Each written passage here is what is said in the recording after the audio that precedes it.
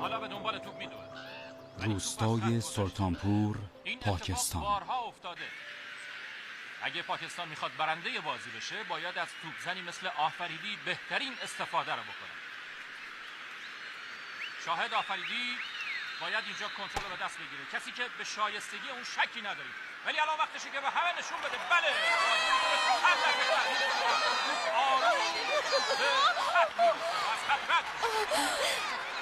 انگار قراره یه پسر شیطون باشه. و اما آخرین تو اسمی براش انتخاب کردی؟ شاهد. چرا میخندی؟ باز قراره که شاهد بده. اگه دختر شد چی؟ دختر؟ آره. و پرتاب میکنه، اون موفق میشه. باز توپ از دست رد.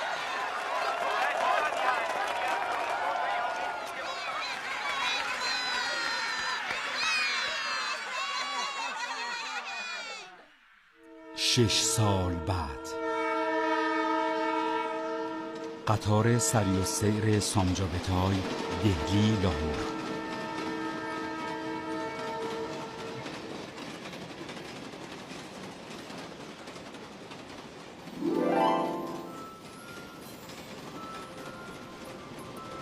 اسمت چیه عزیزکم؟ اسم شاهداست. شاهدا؟ خیلی اسم قشنگی. کجا زندگی میکنی؟ آها، پس فقط با مادرت حرف میزنی؟ با من حرف نمیزنی؟ نه اینطور نیست. اون با مادرش هم نمیتونه حرف بزنه. برای چی؟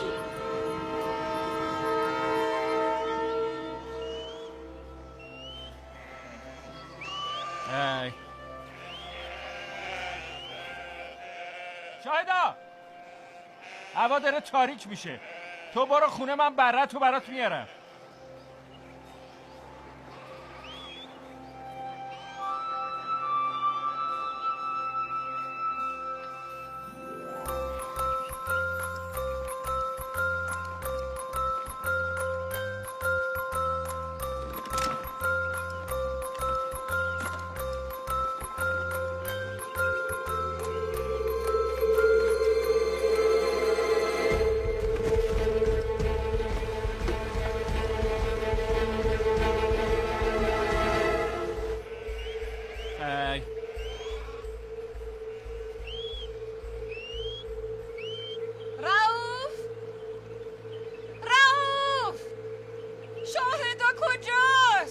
مگه نیومده خونه؟ نه نیومده.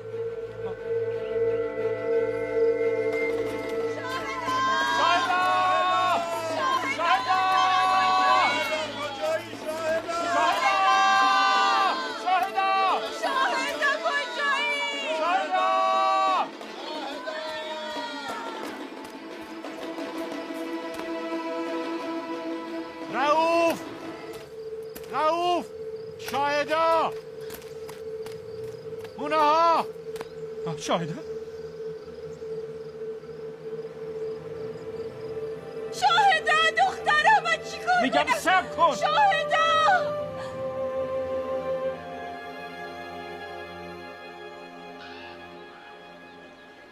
از کی میگم شاهدا رو ببریم دهلی، حرم حضرت نظام الدین. اونجا اگه متوسل شین شاید زبون باز کنه. من خودم تا 5 سالگی یک کلام حرف نزده بودم، منم بردن اونجا. اون وقت زبانتون باز شد؟ میخوای نشون بدم باز شده؟ آخه دهلی تو هندوستانه. خب که چی؟ اون بر دنیا که نیست. آخه رفتن به دهلی آسون نیست پدر. قبلا فرق میکرد چون هند و پاکستان با هم یکی بودن. من 5 سال تو ارتش خدمت کردم.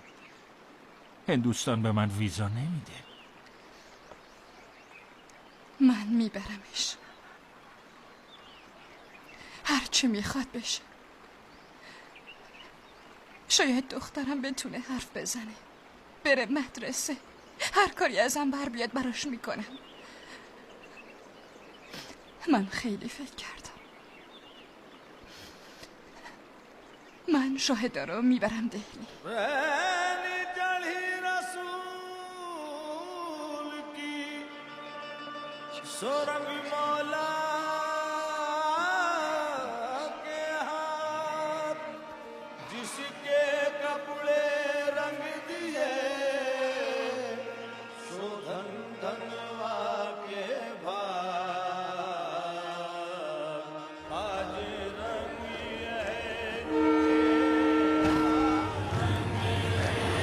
خدا نگهدار.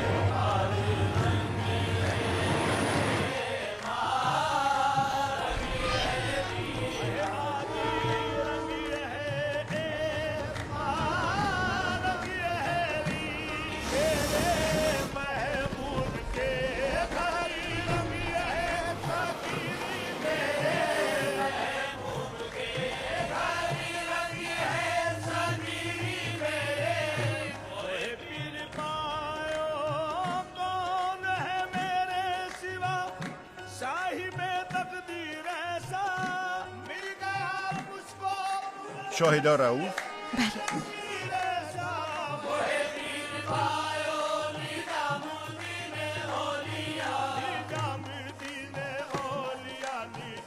ممنونم.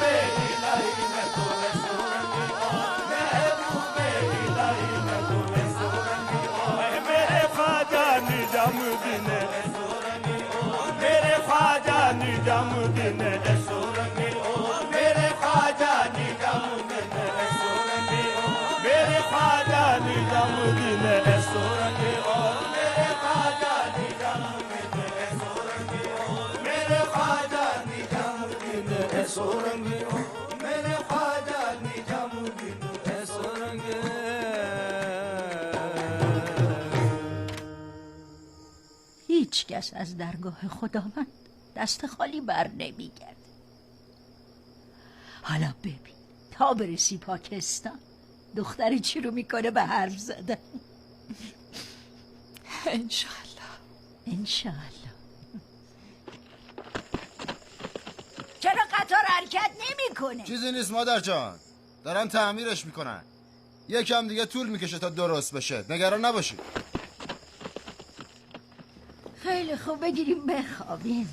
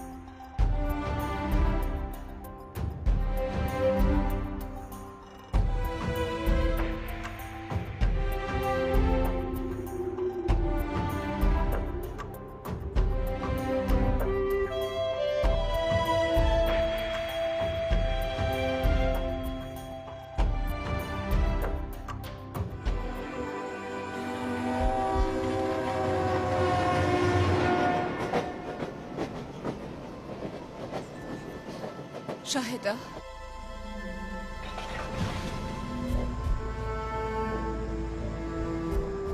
شاهدا شاهدا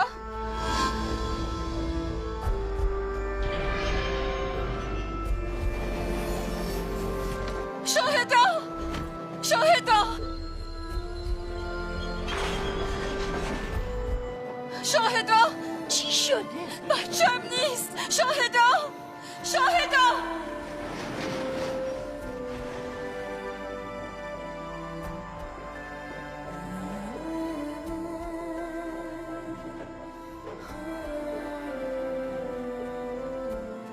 شاهدا شاهدا شاهدا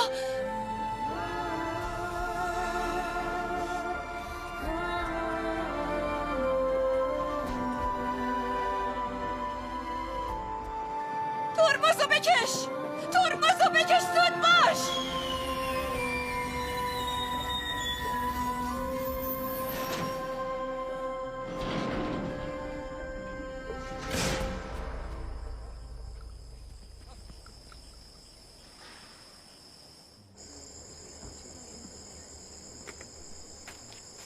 هندوستانی‌ها میگن نتونستن دختر شما رو پیدا کنن، ولی فردا صبح واسم میگردن. آقا خواهش میکنم به حرفم گوش کنید. تا اونجا 5 دقیقه راهه، بذارید برم خودم پیداش 5 میکنم. دقیقه راهه درسته، اما اون طرف مرزه، یه کشور دیگه است. یه کشور دیگه است که باشه. میخوام دخترم رو برگردونم. برای برگشتن به اونجا باید دوباره ویزا بگیرین. صبور باشین، دخترتون پیدا میشه. چطور پیدا میشه؟ شما نمیخواید درک کنید؟ دختر من لاله توی کشور غریب تک و تنها مونده. شما که نمیتونید کاری بکنید، پس بذارید خودم دخترم رو پیدا کنم. وایسا وایسا، جانشو بگیرید.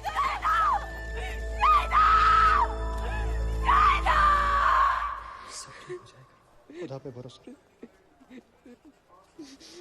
चुप कर ले बेटी. اگه خدا بخواد یه نفر حتما توی هندوستان پیدا میشه که مراقب شاهدای ما باشه. آروم باش.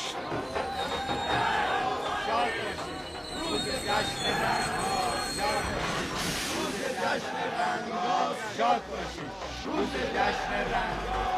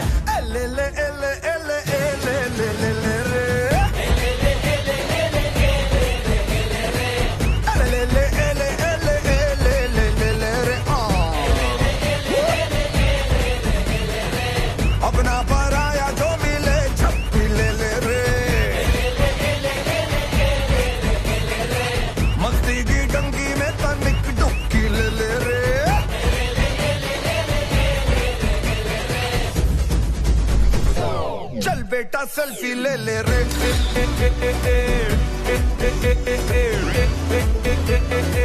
चल बेटा सेल्फी ले ले रे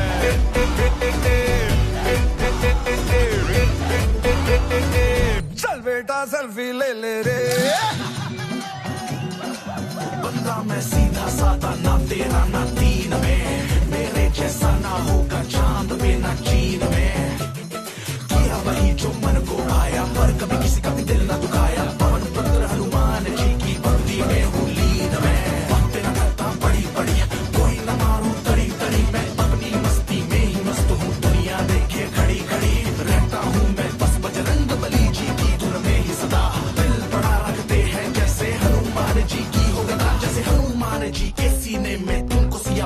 हम मिलेंगे सीना चीर के देखो मेरा तुमको हनुमान मिलेंगे तू ही पढ़ाई मेरी तू ही सनीमा तू मेरे साथ घर हो ओ तू ही कमाई मेरी और तू ही बीमा तू मेरे साथ घर हो ओ रोकेगी फिर क्या मुझे कोई सीमा तू मेरे साथ घर हो ओ रामा रामा तू मेरे साथ घर हो ले मगन मन बोले मजे के हिच कोले तू ले ले रे फिर भैया ले ले ले ले ले ले ले ले रे ले ले ले ले ले दो तीन जमाइके होले नहीं चोट से बोलो ले ले ले ले ले ले ले ले ले ले रे अपना पराया जो मिले छप्पी ले ले रे मस्ती की टंकी में तनिक डुबकी ले ले रे चल बेटा सेल्फी ले ले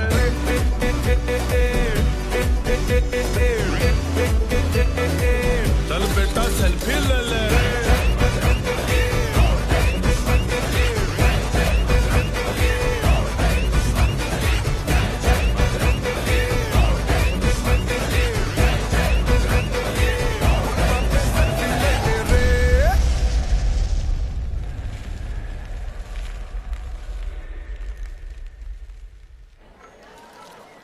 داداشا این سلفی که میگن چیه؟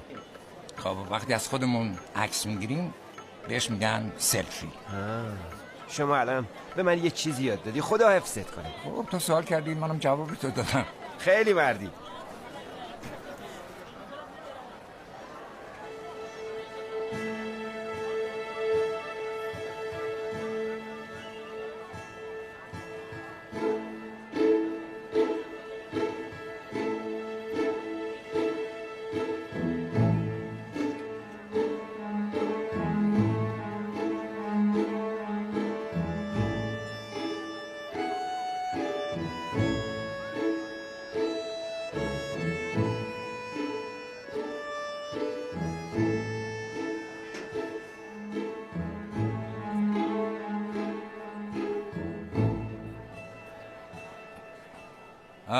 داداش لطفا یه نون روغنی برای بچه بیار.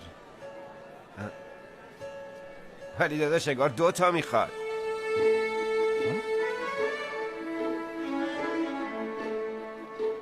این باید یه اسمی داشته باشه. سیتا، گیتا، پایل، پوجا. ولی داداش انگار کره. نه وقتی گفتم براش نون بیار همه رو شنید. آره درسته. بذار من بپرسم. اسمت چیه؟ ها؟ اسمت نام بی سواده. بهتره به زبون چینی بنویسی. این بچه فقط 5 سالشه. با خیال راحت بخور عزیزم.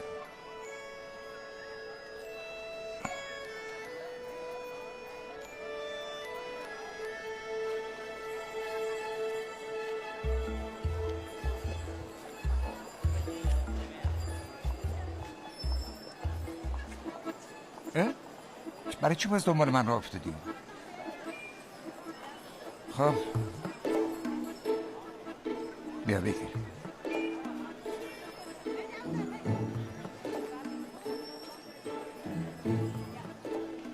حتما تو مراسم جشن پدر و مادرتو گم کردی ها؟ خب یه چیزی بگو. این دیگه چه مصیبتی بود.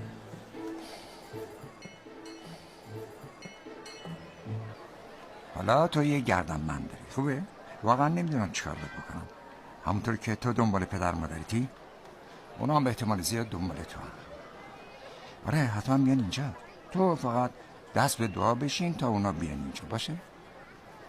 اینجوری دعا کن. آره درسته. و منم دوباره برمیگردم باشه. طول کشید سیبتو بخور، گرسنه نمون.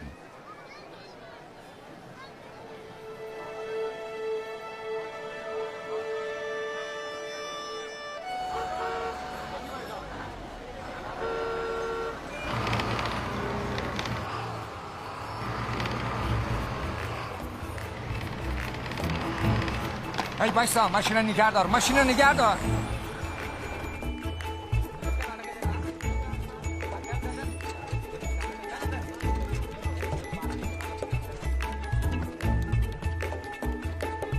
نه نمیشه، تو نمیتونی بچه رو اینجا بذاری.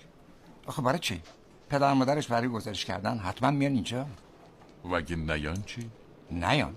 خب چرا نیان؟ چطور نیان؟ به صورتش یه نگاه بنداز.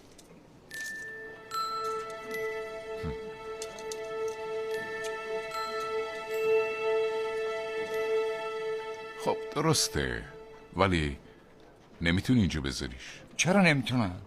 به صورتش نگاه کن. حالا به صورت اونام نگاه کن. هرچی دزد و معتاد و ولگرده اینجا. در ضمن اینجا کلانتریه، نه یتیم خونه. ولی یه کاری کن، آدرس و شمارت رو اینجا بنویس. خبری شد بهت زنگ میزنم، خودم شخصا زنگ میزنم. خب تا اون موقع چی؟ تا اون موقع برو به سلامت. خیلی ممنون، زیاد کمک کردی.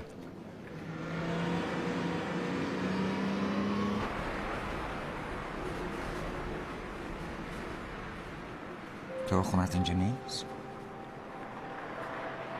پس کجاست؟ باید یه جایی باشه دیگه. خیلی خوب، بیا یه کاری بکنیم. من اسم شهر رو میگم، وقتی به شهر تو رسید دستتو ببر بالا، اینطوری. خوبه؟ دهلی، میرات، فریدآباد، ग्वालियर, झांसी, पाटलिया, अमृतसर, जोधपुर, जयपुर, श्रीनगर, पेंटाकुर, शिमला, बारूदा, जौनपुर, द्रादोलिगा, بمبئی، پرتابکار. تو آره پرتابکاری؟ آره. منم همینطور. جدی؟ آره باور کن، منم نزدیک نیلی پاتار زندگی خانواده یه زن منم اونجا زندگی میکنن. حالا فکرشو بکن فامیل از آب در بیایم. این روزا تو دهلی خیلی زندگی. برای چی دهلی؟ دنبال کار میگردی علافی؟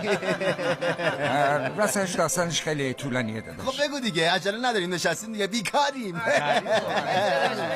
تعریف کن داداش. تو که حرف نمیزنی، اقلا به داستانم گوش کن باشه.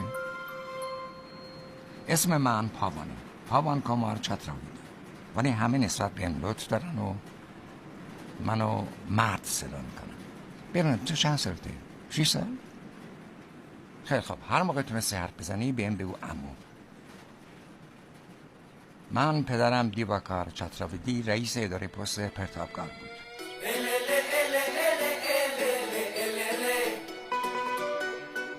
اسمش به کارش میخورد، تو همه کاری استاد بود، اما من حتی جدول ضربم بلد نبودم.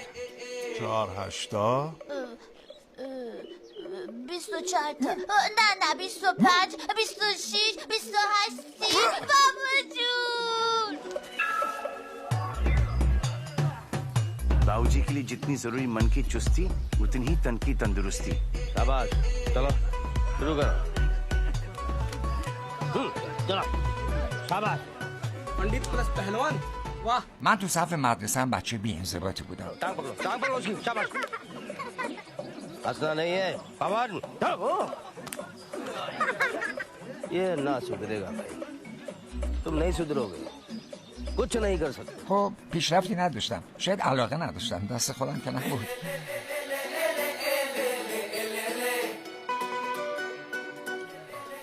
اما پدرم میخواست من صاحب افتخارات زیادی بشم. نه تو درس خوندم، نه تو کشتی، نه تو سیاست، هیچ کدوم استعداد نداشتم.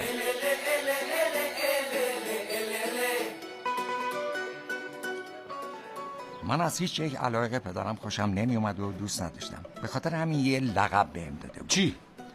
0.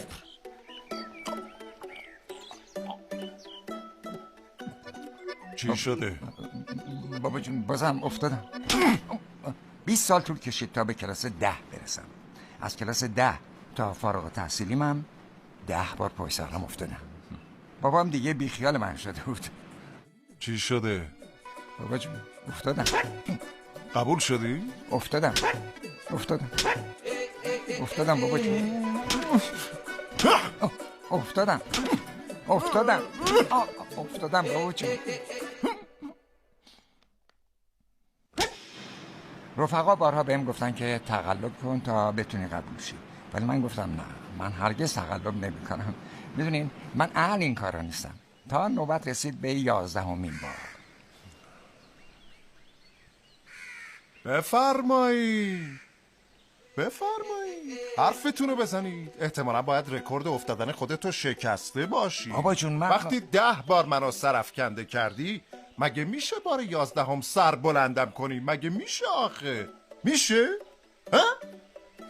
یه لحظه گوش کنید. من اینو پذیرفتم که تو احمق، بیلیاقت و بیمصرفی. تو صفری. چی میگم؟ چیو گوش کنم؟ تو بهم بگو تو 10 بار افتادی، 20 بارم منو سرافکنده کردی.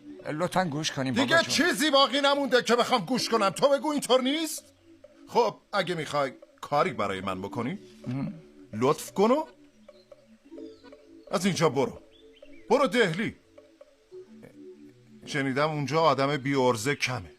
یه دوست قدیمی اونجا دارم، دیاناند جی. یه جایی دستتو بند میکنه. بابا من قبول شدم. وای چه باحاله. بعدش بابا چی گفت؟ آره آقای چاطبیلی حتما شوکه شده.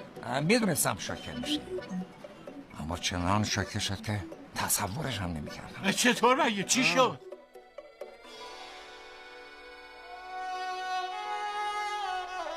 بابا جون من دارم میرم دهلی. من برای برآورده کردن آخرین خواسته پدرم اومدم دهلی پیش دیاناند جی.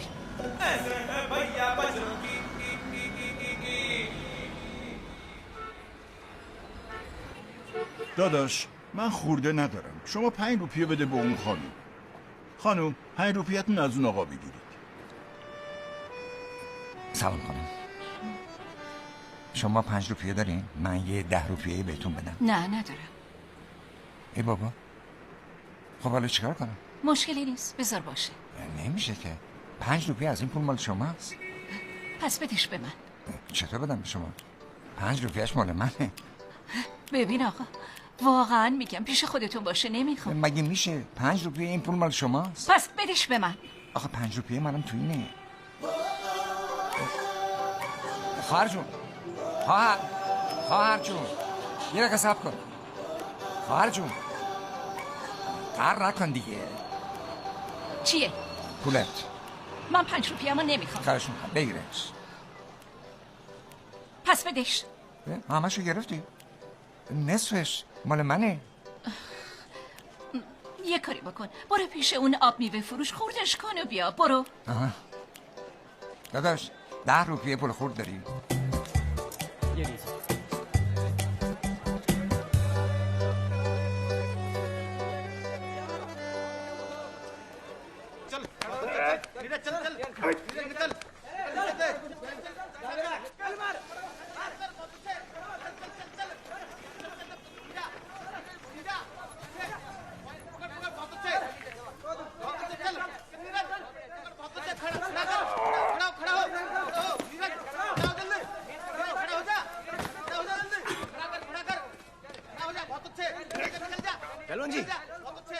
हाची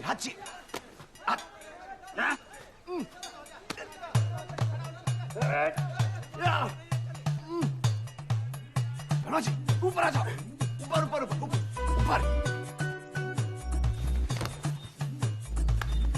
साड़ी तोड़ तोड़ तोड़ तोड़ और 1 2 3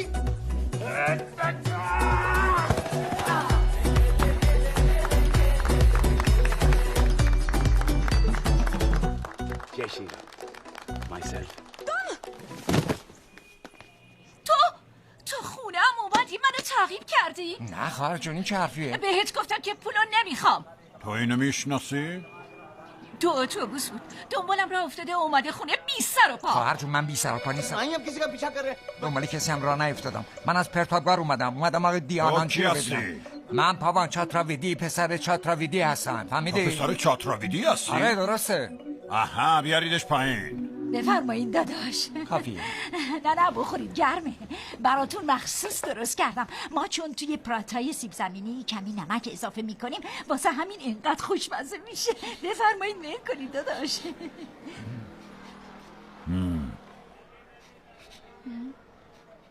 چه بوی خوری اینجا میاد.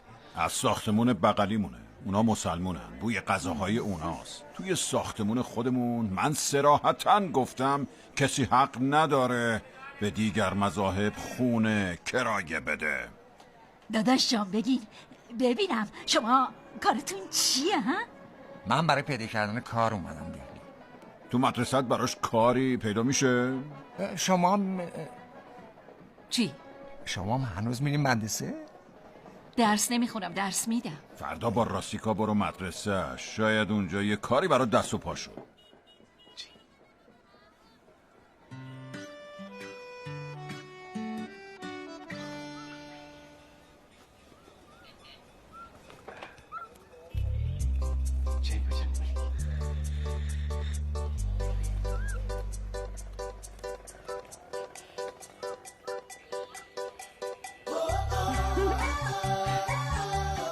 این طرف هم میمون فرابونه، باید مواظب باشه لباساتو نبرن.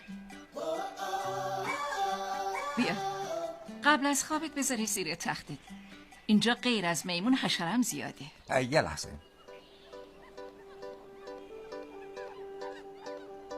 دستتون رو بدیم. ببخشید. بهم اعتماد کنی. بدین دیگه. 1 2 3 4 5 5 روپیه بیاسم. راستی اسم من خواهر نیست، راسیکاه.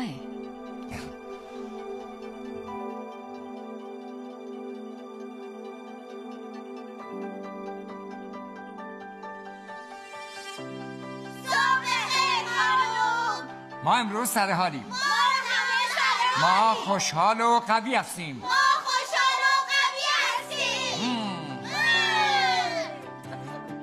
हाले दिल को सुकून चाहिए, पूरी एक आरज़ू चाहिए, जैसे पहले कभी कुछ भी चाहा नहीं, वैसे ही क्यों चाहिए दिल को तेरी मौजूदगी का एहसास यूं चाहिए। तू चाहिए, तू चाहिए शाम और सुबह, तू चाहिए, तू चाहिए, तू चाहिए हर मर्तबा, तू चाहिए। जितनी दफा जिद हो मेरी उतनी दफा चाहिए।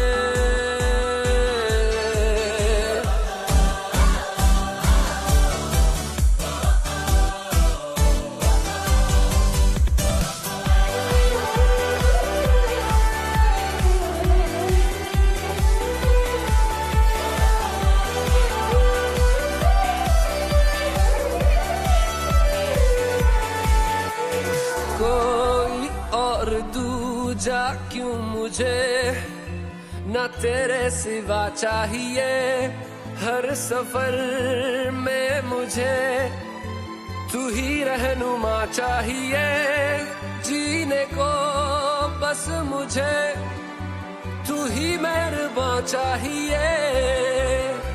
हो सीने में अगर तू दर्द है न कोई दवा चाहिए, तू लहू की तरह रगों में रवा चाहिए, अंजाम जो चाहे मेरा हो आगाज यूं चाहिए, चाहिए तू चाहिए शाम और सुबह तू चाहिए तू चाहिए तू चाहिए हर मर्तबा तू चाहिए जितनी दफा जिद हो मेरी उतनी दफा तू चाहिए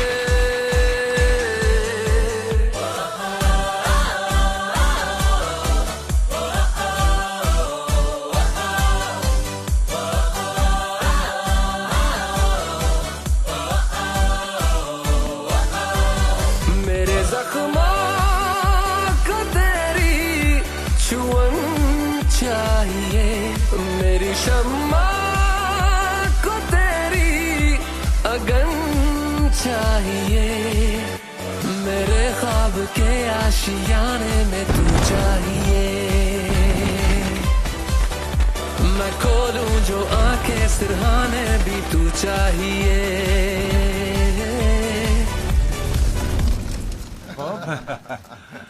بعدش چی؟ بعدش چی شد؟ بعدش چی؟ بعدش یه روز سر کله آقای دیویدی و پسرش پیدا شد.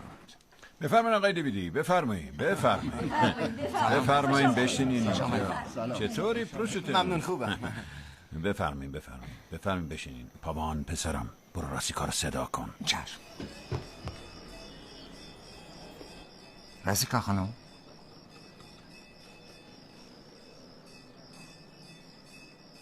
راسیکا خانم خانواده پسر اومدن. من نمیخوام با اون ازدواج کنم. تو بگو نمیخوای با من ازدواج کنی؟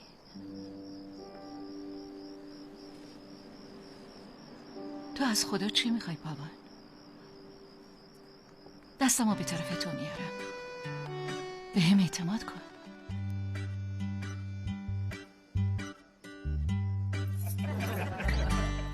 آخه پس این راسیکا کجاست؟ الان میاد.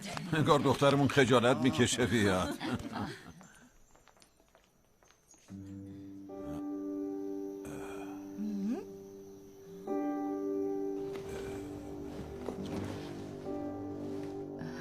پدر شما همیشه میگفتین که هر دختری سایه پدرشو در کسی که قرار همسرش بشه میبینه. منم سایه شما رو به جز پاوان در مرد دیگه ای نمیبینم. راسیکا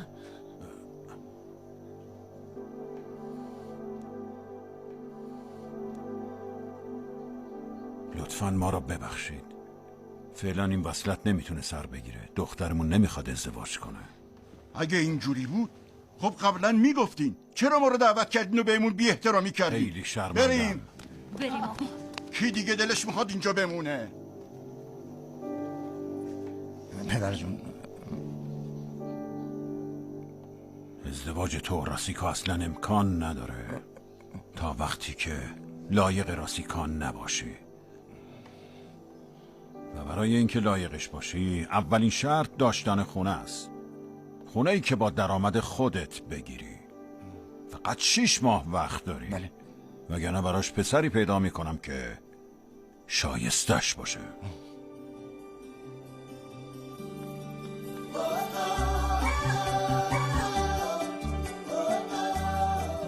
راستی داداش جون قبلا ازت نپرسیدیم شما چند سالتونه؟ ایوالله مبارکه. به مراد دلت رسیدی. ماشاءالله عالیه. حالا به امید خدا تا 2 ماه دیگه کرایه خونه و پول پیشش جور میشه. حتما جور میشه. نگران نباش. جور میشه. آره چه خواهی رامباد اتا گنگن اقرا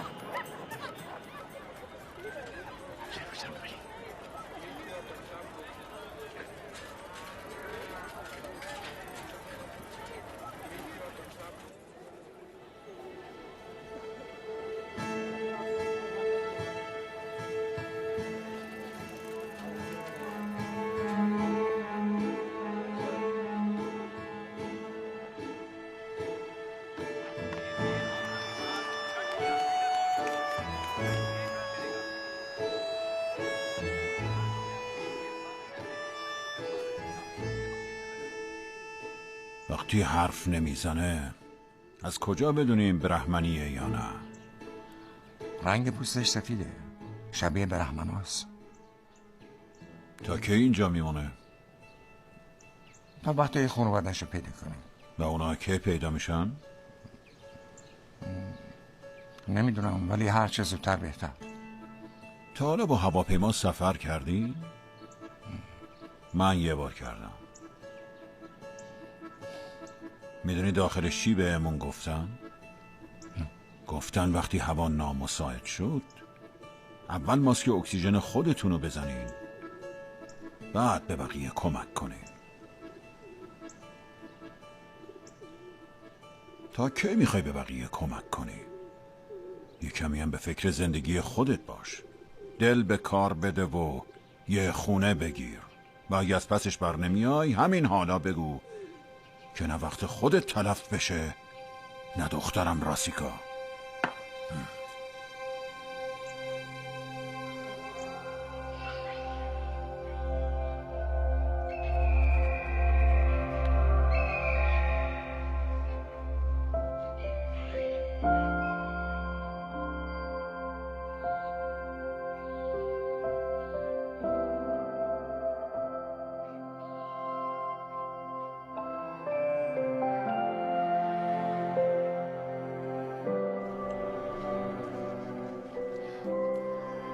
داداش این واسه یه بچه 6 ساله خوبه دیگه نه؟ بله. میبرمش.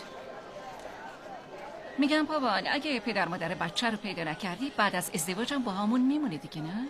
چرا پیدا نشن ها؟ اگه نداشته باشی؟ کی پدر مادر نداره؟ یتیم. بازیکن مورد علاقت کدومه؟ تونی؟ ویرات کوهلی؟ یووی؟ شیکار داوان؟ شواک؟ خب همشون همینان. این کار تو چیزی از کریکت حالیت نیست.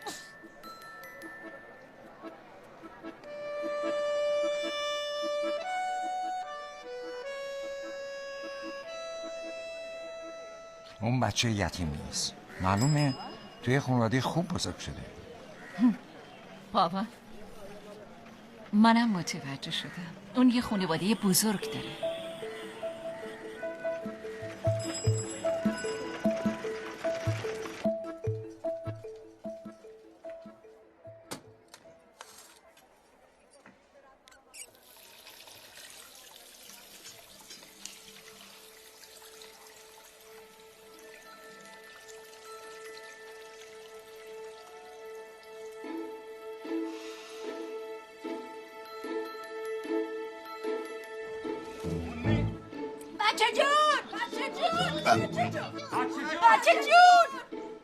بچه چه شده؟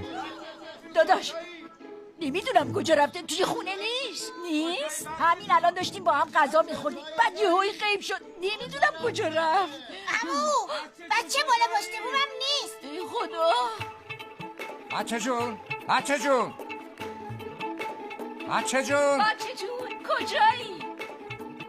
کجایی؟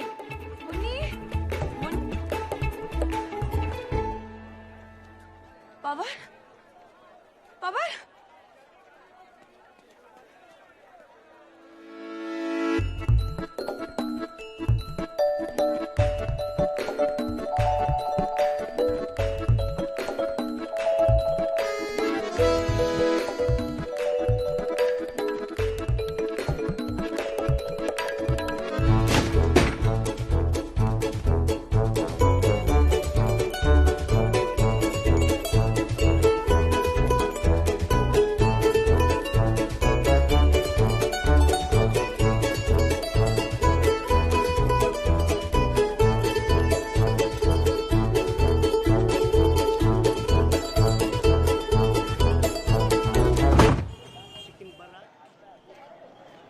مرغ بریونی، تنوری، ادویه دار، مرغ کولاپوری، کشمیری، حیدرآبادی، کفتا، مرغ افغانی، آچاری، چوتری، منچورین، مرغ کوفته، مرغ خرما. داداش یه دونه از هر کدوم که بهتره برای اون بچه ببر. بله آقا. یعنی گچ سفیده، فکر کردم برهمن باشه.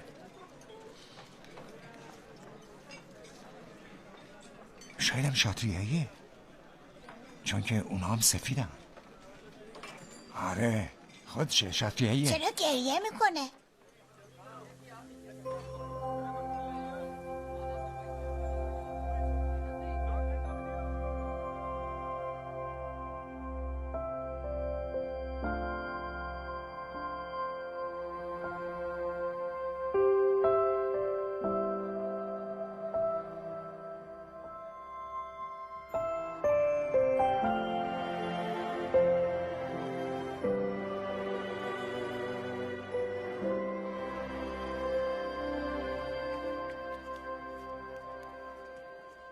भूख लगी भूख लगी भूख लगी भूख लगी भूख लगी जोरों की भूख लगी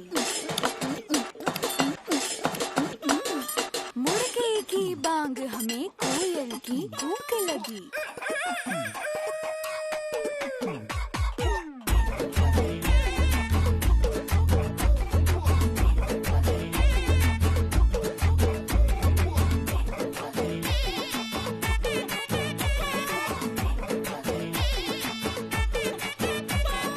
चौक चांदनी चौधरी ढाबा रात दिन यहाँ शोर शराबा चौक चांदनी चौधरी ढाबा रात दिन यहाँ शोर शराबा आधा है नॉन वेज और वेज है आधा स्पष्ट कीजिए क्या है इरादा चाहिए नान या रोटी चाहिए रान या बोटी मंगा लो राम कसम कष्ट हो जाए थोड़ी बिरयानी बुखारी थोड़ी फिर नल्ली निहारी ले आओ आज धर्म भ्रष्ट हो जाए ये किचन से आवाज चिकन कुकड़ू कू तेरी भूख का इलाज चिकन कुकड़ू कू यही कहता है आज चिकन कुकड़ू कू खाली पेट का इलाज चिकन कुकड़ू कू दे किचन से आवाज चिकन कुकड़ू कू तेरी भूख का इलाज चिकन कुकड़ू कू यही कहता है आज चिकन कुकड़ू कू खाली पेट का इलाज चिकन कुकड़ू कू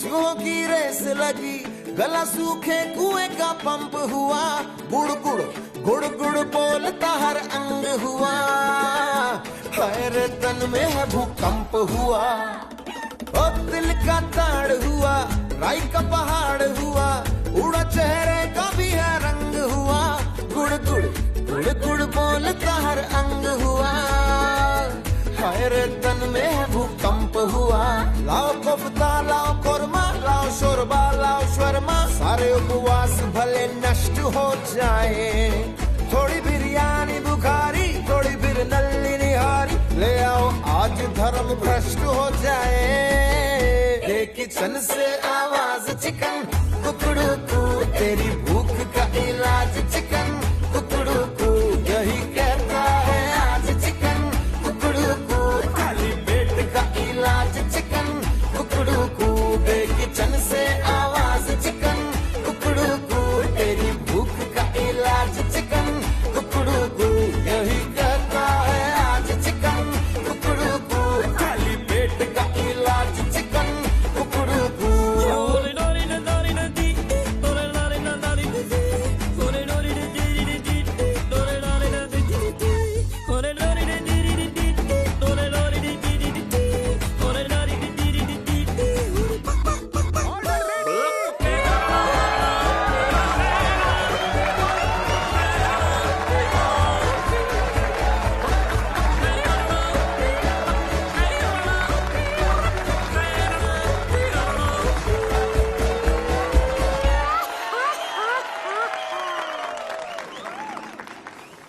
मांडी अयोध्या बारबारा गणेश मुरादाबाद चौथलाया आसनसोल بیا دخترم علنگوهای رنگ رنگ خیلی خوشگلن. بیا دخترم بردار بیا بردار دخترم.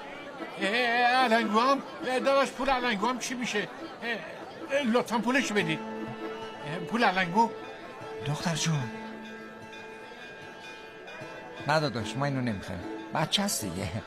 ابن نداره. عزیزم بیا بریم دیگه دیر شده، باید هرچی برمیداریم پولشو بدیم. یادت باشه बजरंग बली आपको तो पता ही है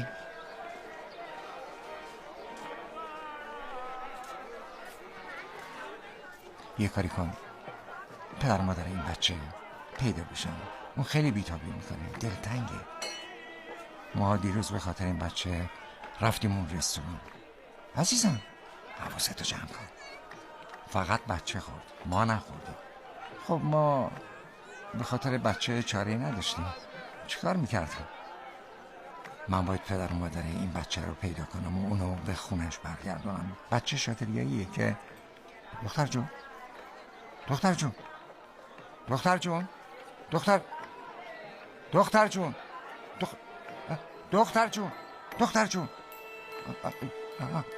خدای من داره کجا میره؟ هی من دوباره برمیگردم. طفلک بچه فرق بین مسجد و معبد رو نمیتونه.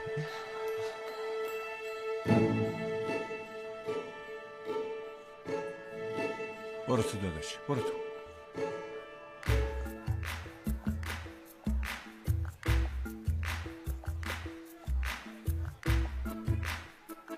دختر جون دختر جون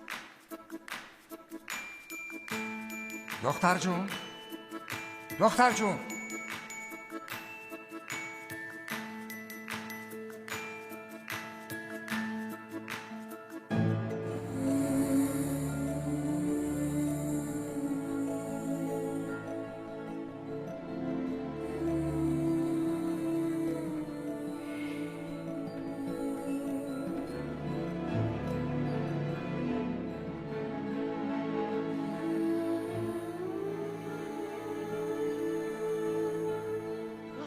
چته آقا؟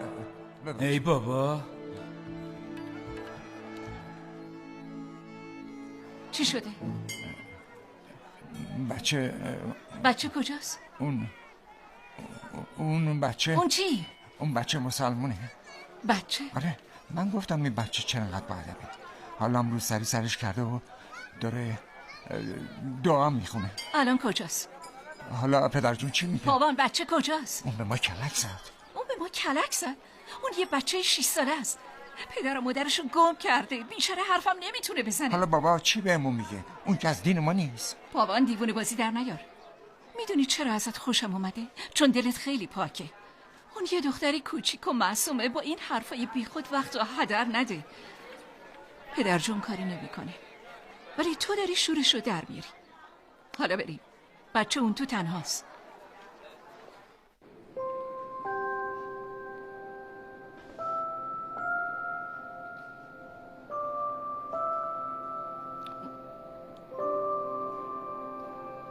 پس بچه کو؟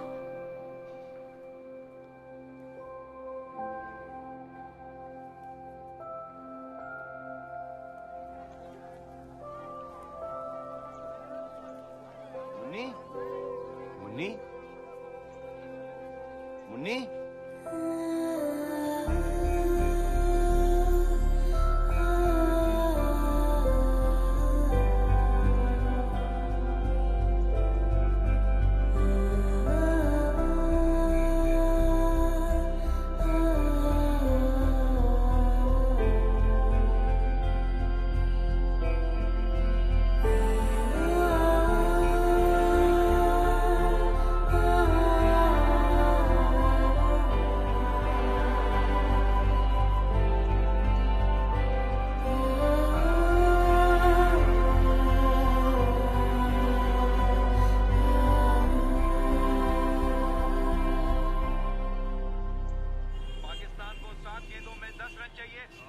قصد داره که این بار پاکستان رو شکست بده. ضربه محکم و کوبنده ای که عالی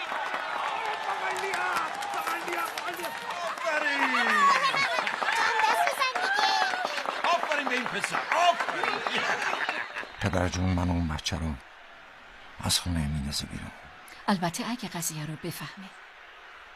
منظورت چیه؟ کی قراره بهش بگه؟ من خودم میگم. دیوونه شدی؟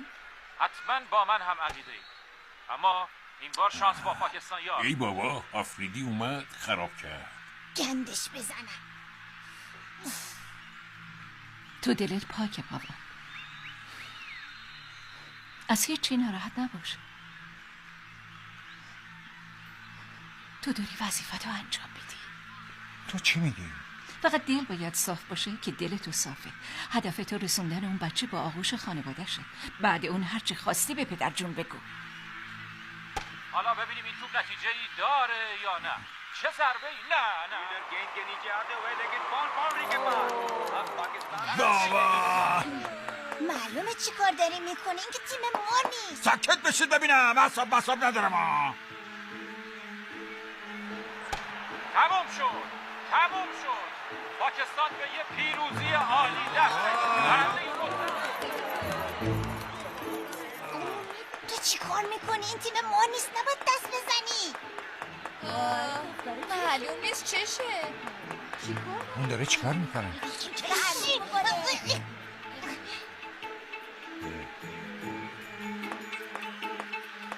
عزیزم کارا چیه میکنه؟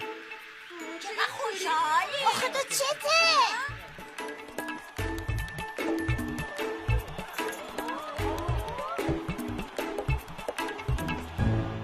این دختر چرا داره همچی میکنه؟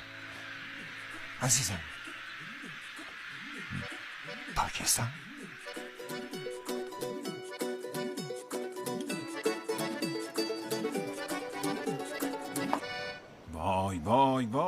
وای چه مصیبتی. تو این آوردی خونه و گفتی برحمنه. تو این دنیا تنها ناجی مردم تویی. این همه آدم تو این شهر چرا اونا نبردنش خونه؟ پدرشون من کاری نکردم، این خودش دنبال من راه افتاد اومد. فردا صبح اینو میبری تحویل میدی به سفارت پاکستان. پدر جون ببین کشور ما با کشور پاکستان خوب نیست، اینو میفهمی؟ خب این وسط گناه این بچه چی؟ میدونم، ولی کشور مال اونم هست. ببین من سنگدل نیستم، ولی دیگه نمیتونم موندن اینو توی خونم تحمل کنم. مقدمات برگشت به کشور شو فراهم کن فوراً.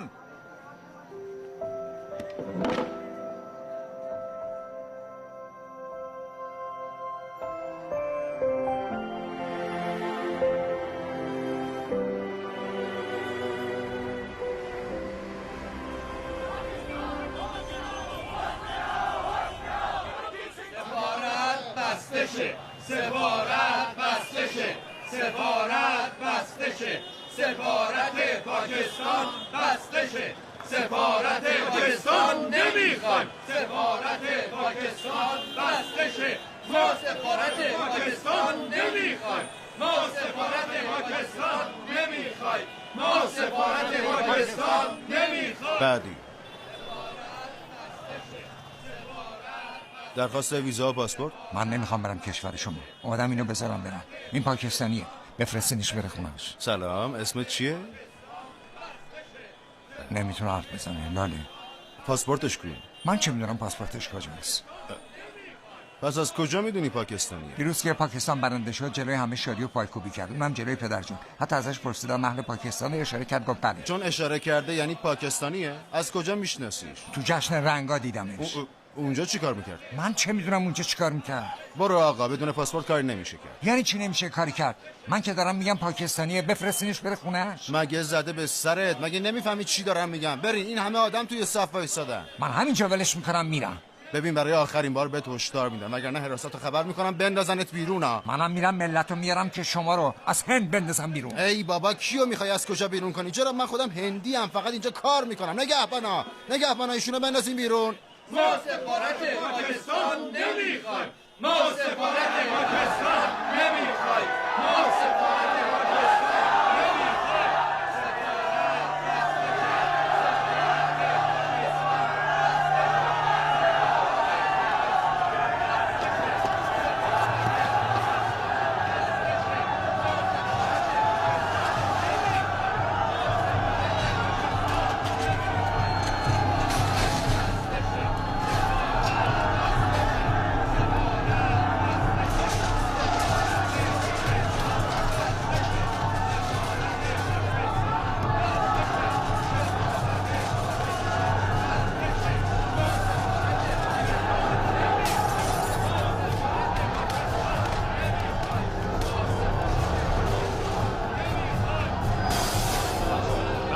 سعی کردن از دیوارا بالا برن.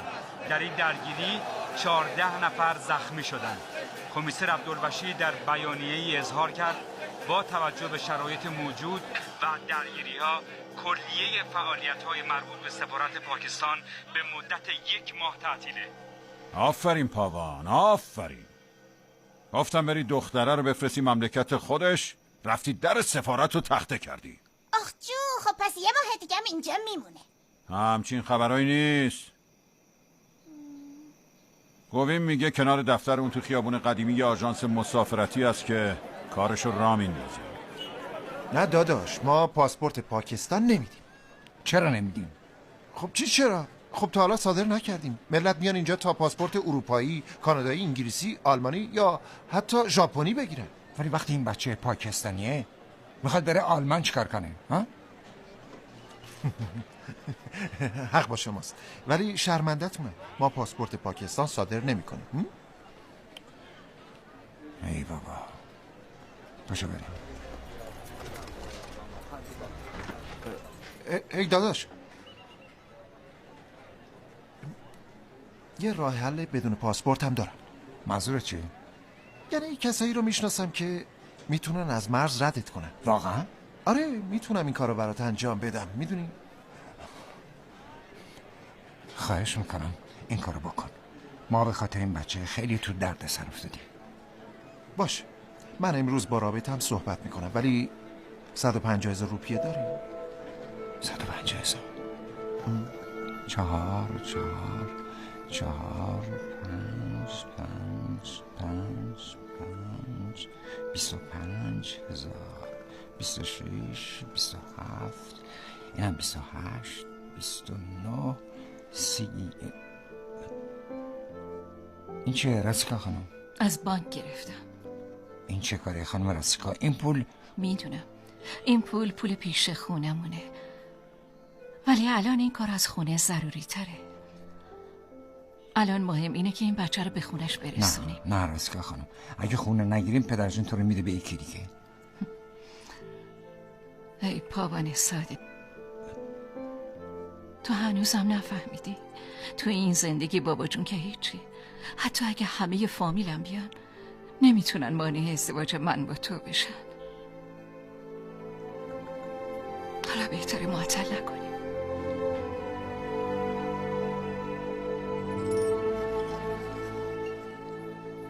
وقتی برسه اونجا پدر مادر بچه چطوری مطلع میشن؟ کارکنان من هر جا باشه میرسوننش. ببین داداش، نگران نباش، از اونجا بهت زنگ میزنم. باشه؟ این شماره خونه پدرجونه. لطفا وقتی بچه رو رسوندین دست پدر مادرش به این شماره زنگ بزن. باشه، باید بریم وگرنه دیر میشه. بریم.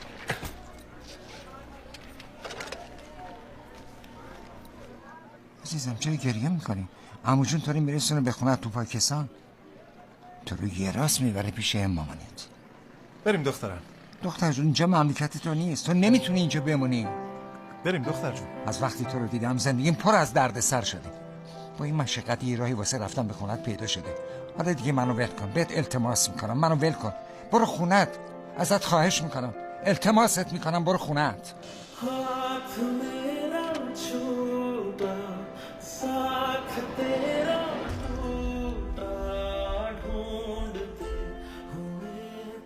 کمک من دروغ محض بود.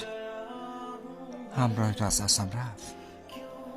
من در جستجوی پیدا کردن تو خودم رو گم کردم. چرا ضربان قلبم اینقدر کند شده؟ چرا چشمم نمناک شده؟ چی شده که خودم رو مال تو میدونم؟ من تو رو پیدا کردم، اون موقع توانمند شدم. تو رو که پیدا کردم به همه چی رسیدم. هرچند که مشکل بود، اما رسیدن به مقصد خیلی آسان بود، چون من قلبم و تو ضربان قلب منی.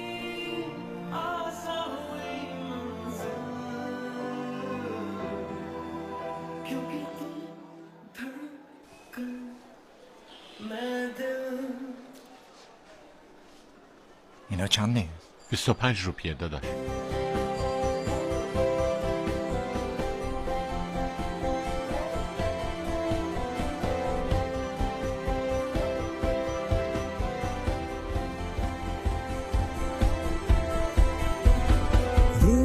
जाना तेरा मान जाना मेरा ढूंढते तेरी हंसी मिल गई खुशी राह हूँ मैं तेरी रूह है तू मेरी ढूंढते तेरे निशान मिल गई खुदी तू जो मिला लो हो गया मैं काबिल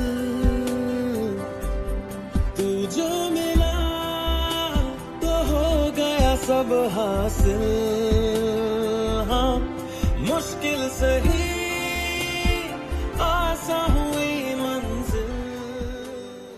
داداش اون بچه کجاست؟ کدوم بچه؟ همون که الان با خودت آوردی. اونها اون بالا.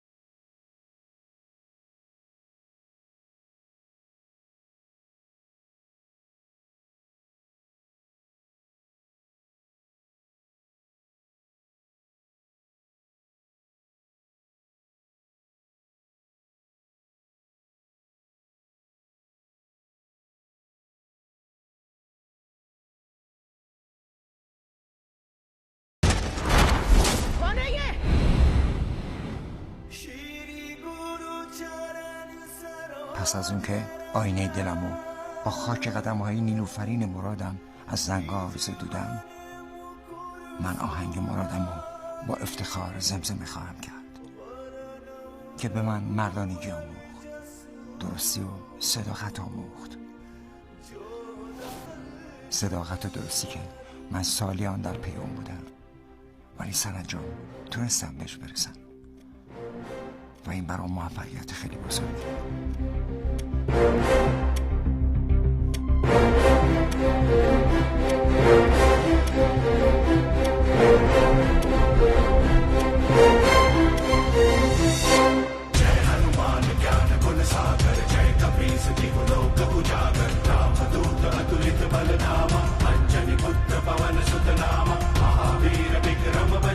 برین اون بچه رو بیارین.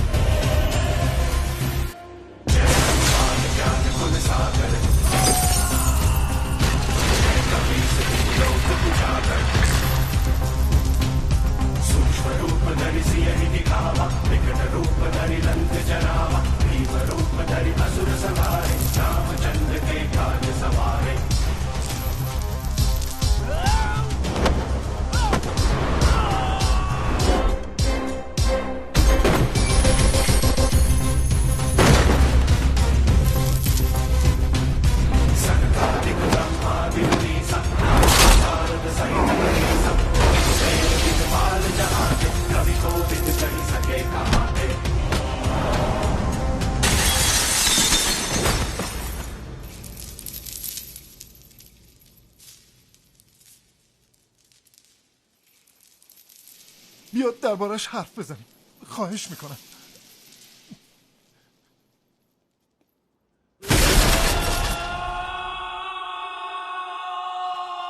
जय हनुमान ज्ञान गुण सागर जय कपीस तिहु लोक उजागर जय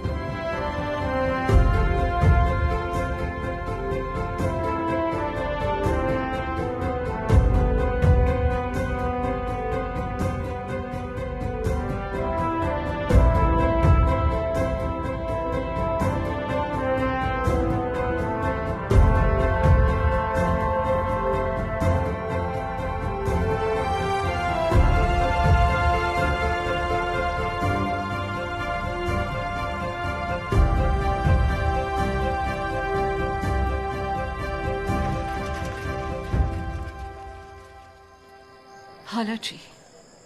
حالا خودم بچه رو میبرم خونش و برمیگردم. چرا مزخرف میگی پاوان؟ نه پاسپورت داری نه ویزا، نه اونجا کسی رو میشناسی. یه چاره‌ای با هم پیدا میکنی. خداونده آرامش جهانیان در اختیار توست.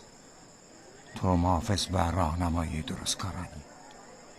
از تمام سختی ها و مشکلات اونا رو دور نگه میداریم. من نه پاسپورت دارم نه ویزا، آشنام ندارم، ولی خداوند در قلب منه. هر کسی که خداوند تو قلبشه دیگه چیزی جلودارش نیست و هیچی نمیتونه مانع موفقیتش بشه. پس نگرانیت بی مورده.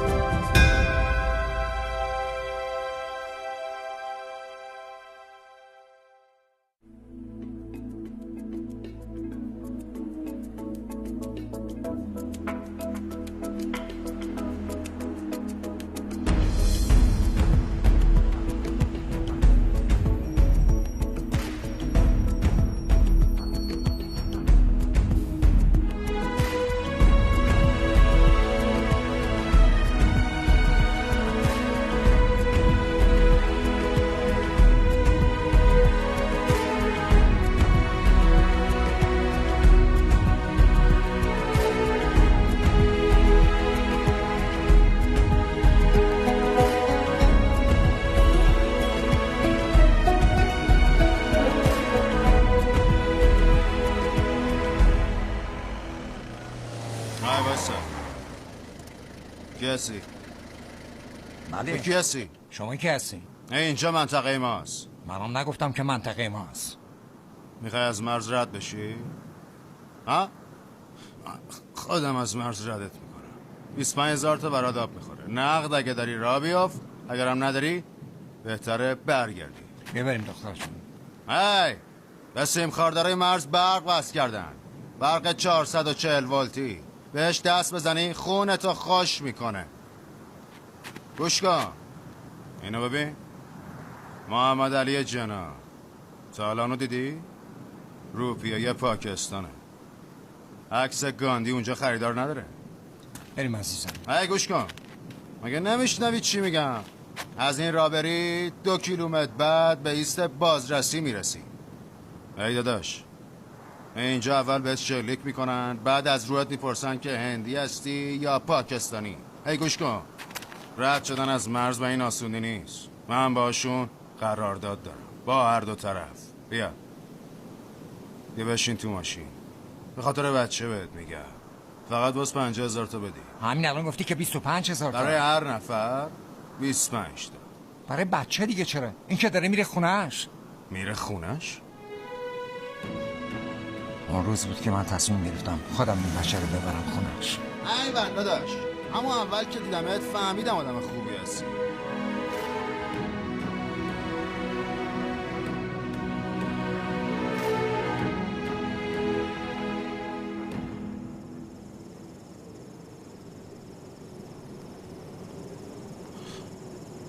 گوش کن، اون طرف سیم خاردارا سربازای پاکستانی هر 10 دقیقه واسه گشت زنی میان. 4 تا تونل واسه رد شدن از زیر سیم خاردارا هست. ما باز در عرض 10 دقیقه از توی تونل رد بشیم و پشت اون تپای شنی غیب شیم. همین.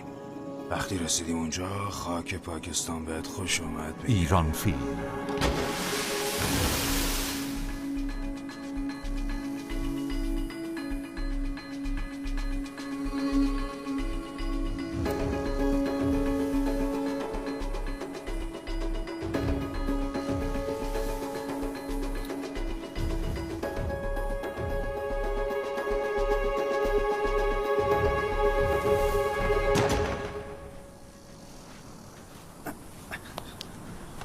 بریم. باید اجازه بگیریم بریم. چی بگیریم؟ باید از ارتش پاکستان اجازه بگیریم بعد وارد پاکستان بشیم. واسه شوخی کردن جایی بهتر از اینجا گیر نیوردی؟ بیا بریم. من دوست ندارم خلاف کنم. دزدکی کاری انجام نمیدم. تو مرام من نیست. دیوونه شدی؟ هممونو تیربارون میکنن. بیا بریم داداش. بیا بریم عجله کن. زود باش. مشکل دخترم. ما باید اجازه بگیریم بعد وارد پاکستان بشیم. همون موقع که دیدمت فهمیدم عقل درست حسابی نداری. دختر جون تو بهش حالی کن. نه فهم بازی در نیار وگرنه به کشتنمون میدی. من میرم. نیای میکشنت. زود باش. عزیزم باید حتما اجازه بگیریم.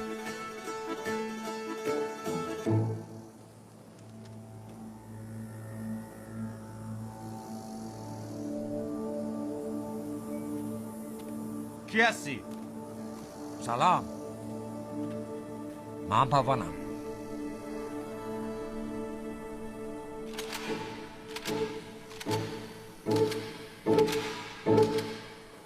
هندوستانی هستی؟ آره، ولی این بچه اهل پاکستانه.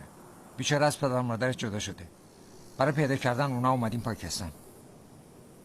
قربان، این داستان رو نشنیده بودیم.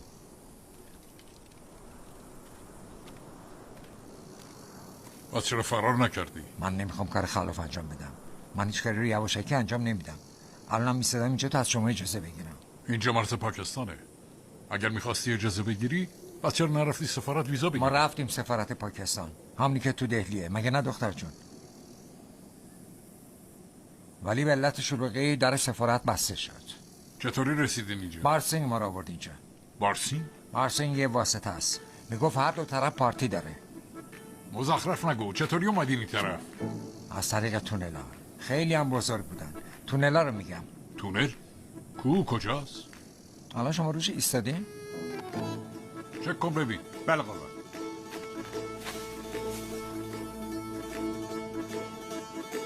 قربان، این حتما یه جاسوسه. دستگیرش کنین. نه، یه کاری کنین. این دوتا رو از طریق همین تونل برگردونین و تونل رو بپوشونین. برید، اگر نه بهتون شلیک میکنیم. زود باشید.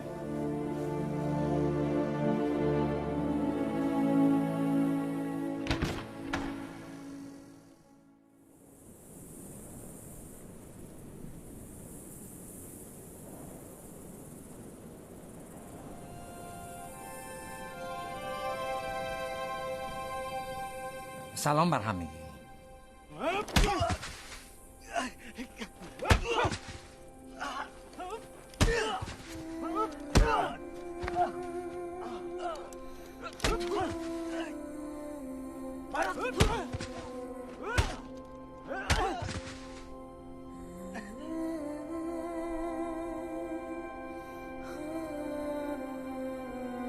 मुन्नी, तो घबरा मत मुन्नी, ये तो ऐसे ही है।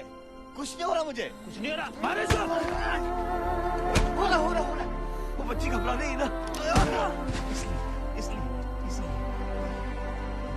صبر کنین.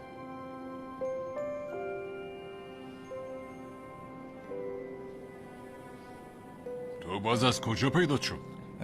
اونجا یه تونل دیگه هم هست. کی این تونل رو بهت نشون داده؟ بارسینگ. قربان، من به این دختر قول دادم تا وقتی اونو به پدر مادرش تحویل ندادم نفس راحت نکشم. نفس تو رو ما میگیریم. صبر کن. برو کنار. ببین، اگه پاسپورت و ویزا هم داشتی بازم نمیذاشتم از اینجا رد بشی. همین حالا برگرد. به خاطر خودت میگه. قربان، وقتی پدر مادر این بچه رو پیدا کردم قول میدم برگردم هندوستان.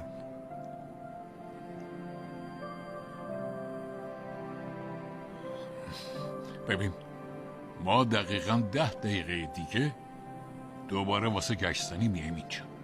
توی این 10 دقیقه چه اینوری بری چه اونوری کاری باهات نداریم. اما قربان، اما اگه ببینیمت این بار با تیر میزنیمت. بریم. برین و این بالسینگ لعنتی رو پیدا کنی.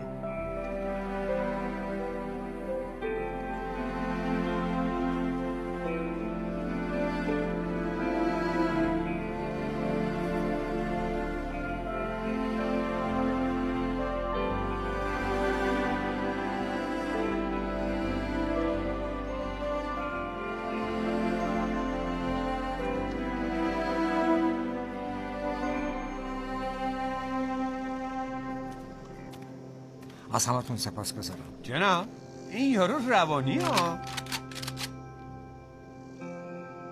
تو مگه جونت گذاشتی؟ حداقل به فکر این بچه باش. قربان، اگه من میخواستم برم میتونستم تو تاریکی شب برم قبل از اومدن شما، ولی من کار غیر قانونی نمیکنم. آره میدونیم هیچ کاری رو دزدکی انجام نمیدی، قول دادی. یه چیز دیگه بگو بابا. من به شما هم یه قول میدم، وقتی بچه رو برسونم خونش فوراً برمیگردم هندوستان. فقط بهم اجازه بدین برم. بهت گفتم بری، چرا نرفتی؟ اون اجازه نصف نیمه بود، دزدکی و یواشکی بود. رئیس این کاملا دیوونه است.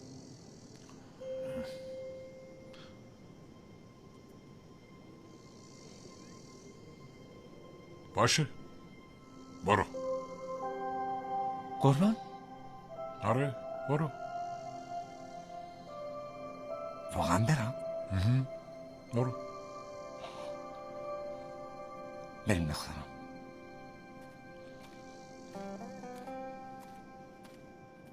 اگه خودتو آدم درستی میدونی و مردی پس حتما برگرد. بهتون قول میدم قربان.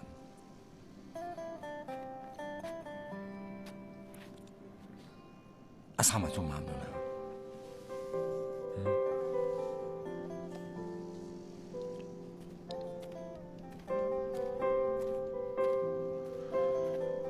راست میگی، این پسر کاملا دیوونه است.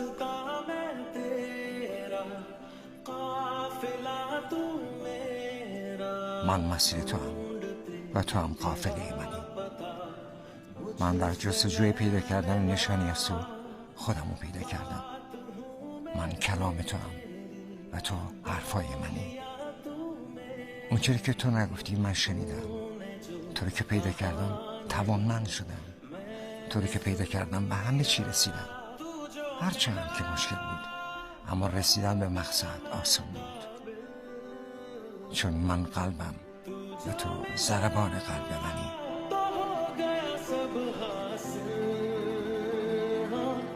مشکل سهی آسان ہوئی منزل کیونکہ تم دھڑکن میں دل.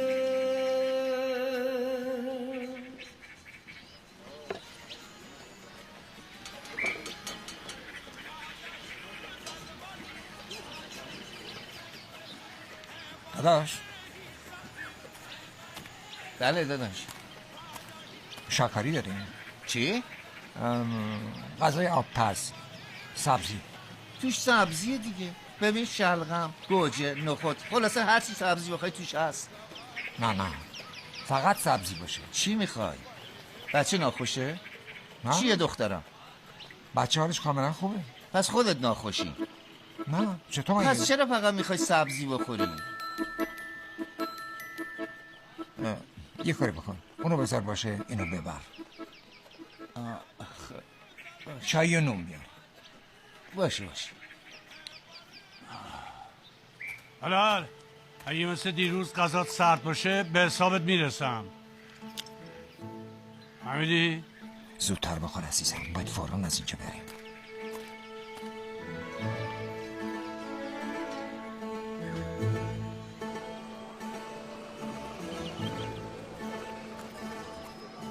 اصلی شدی؟ نه. حالا بابا مامانت از دیدنت خیلی خوشحال میشن. وایسا صبر کن. ای بابا اینا چشم شده؟ دستمند کجاست؟ دستمند؟ کدوم دستمند؟ همونی که تو کافه برداشتی؟ کدوم احمقی دستمند بر میداره؟ بگردینش. ببینیم. اینو بگیرین، اینم بگیرین. اینجا دستبندی هست؟ دستبند میبینین؟ چیزی توش نیست. اینو بگردین. این بچه دستبند رو برمی‌داره که چیکارش کنی ها؟ کیفتو بده من عزیزم. بده من دیگه. بده، خواهش میکنم. بیاین ببینین. بگردینش. خوب نگاه کنین.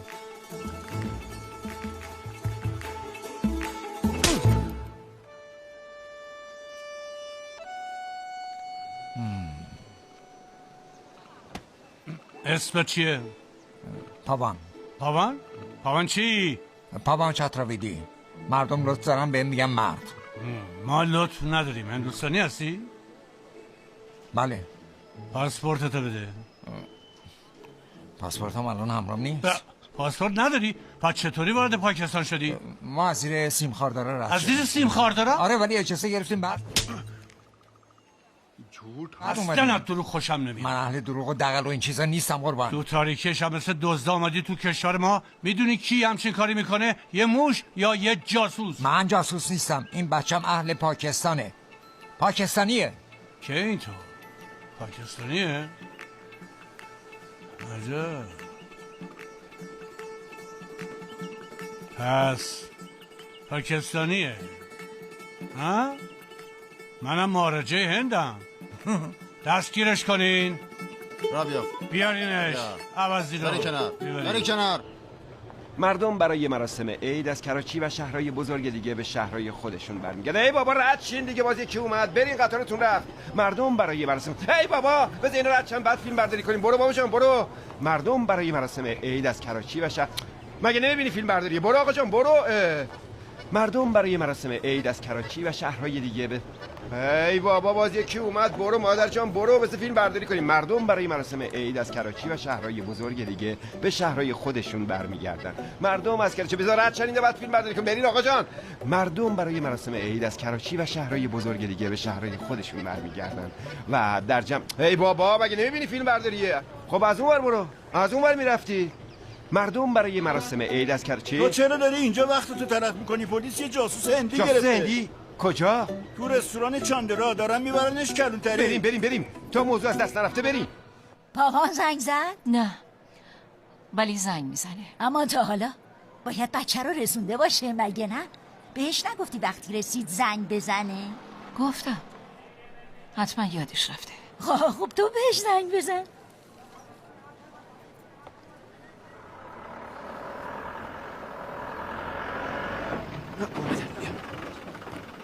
قربان ما رسیدیم کلانتری، زود خودتونو برسونید. سلام علیکم. سلام علیکم. آقا در مورد ماموریتتون بهمون بگید. ماموریت؟ قربان اجازه گرفتم اومدم. نه از اولش دقیق بگو. مثلا اینکه چطوری وارد پاکستان شدی؟ از زیر سیم خاردارم. خب برای این ماموریت خطرناک چقدر پول گرفتی؟ پول؟ برای چی باید پول بگیرم؟ من از تای دلم این کار کردم. آها پس داوطلب هستی. چی بهش میگی شما؟ اسمش چیه؟ من تنها اومدم. آها تنهایی کار میکنی؟ چی؟ خب نقش بچه تو این ماموریت چیه؟ از بچه فیلم بگیر. من کار نمیکنم. برو آقا دیگه برو کم کن. بیا جلو خوبم. همونطور که مشاهده فرمودین یک جاسوس هندی به همراه یک دختر بچه 5 یا 6 ساله همکنون در زیلا چاورا دستگیر شدند. بچه طوری تربیت شده که حتی یک کلمه هم حرف نمیزنه. چاند نواب به همراه فیلمبردار کامیل یوسف از چاورا. میگم یه بار دیگه بگیری؟ من خوب افتاده بودم؟ قربان بفرمایید. سیم کارتش هندوستانی ها؟ چی شده؟ تلفنش خاموشه. آقا دارم میگم من یه مصاحبه خفن گرفتم از یه جاسوس هندی. به خدا قسم کانال شما توی پاکستان شماره 1 میشه، بهتون قول میدم. آقا چان نوابه، میگه همین الان با یه جاسوس هندی مصاحبه کرده. چرت میگه، بگو من نیستم. رئیس الان اینجا نیست. ای بابا بد شد که، ولی اشکالی نداره. وقتی اومد بهش بگین زود به هم زنگ بزنه، منم تا اون موقع گزارشمو آماده میکنم. باشه؟ الو داشتم حرف میزدم. قصد در ورود به پاکستان چیه؟ قربان چند بار بهتون بگم من اومدم بچه رو تحویل پدر مادرش بدم. اگه دروغ بگی تا آخر عمرت نمیتونی برگردی به کشورت. نه من دروغ نمیگم. هی کجا میری؟ چی شده دختر جان؟ تو اونجا رو میشناسی؟ خونت اونجاست؟ خونه این بچه اینجاست. اینجا چه خبره؟ قربان پیدا کردیم. خونه بچه رو پیدا کردیم. این دیگه چه مسخره بازیه؟ اسم چیه؟ قربان اون نمیتونه حرف بزنه. نمیتونه حرف بزنه؟ چرا؟ مگه زبون نداره؟ بذار ببینم. دیگه دهنتو باز کن. باز کن. ای دهنتو باز کن.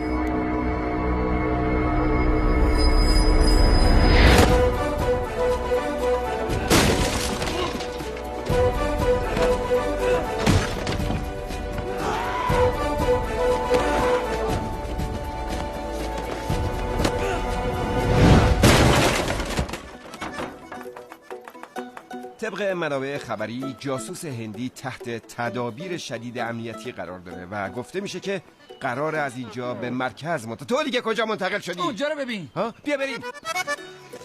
سوار شو سوار شو. برو. دوربین پیش منه. چطوری میخوای فیلم بگیری؟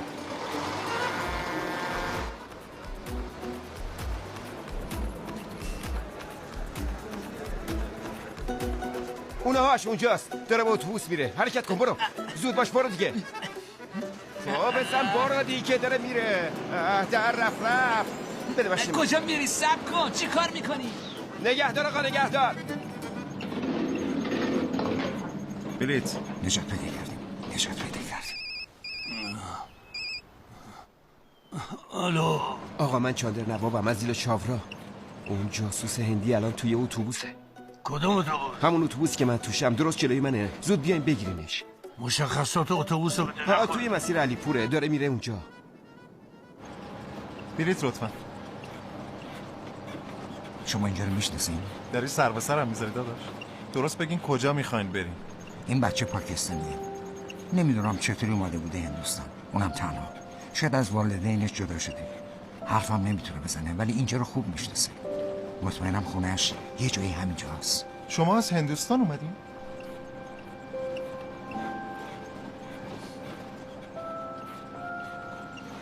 بله. چطوری؟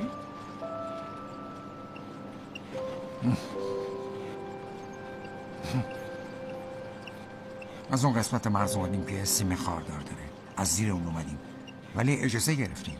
شما از هندوستان این همه راه تا پاکستان اومدین تا پدر مادر این بچه رو پیدا کنین؟ بله. چطور اومدین؟ ایول داداش. اگه چند نفری دیگه مثل شما تو کشور بودن چه اتفاقای خوبی که نمیافتاد. عکسو بده ببینم. قربان اون درست حرف بزن. چرا اون میکنی؟ اون فرار کرد قربان. چی؟ کسی اینجا رو میشناسه؟ خوب نگاه کنید. ببین. نه.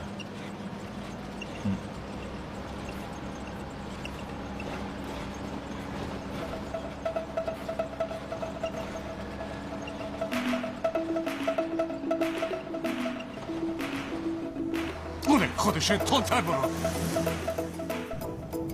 خودشه اونا.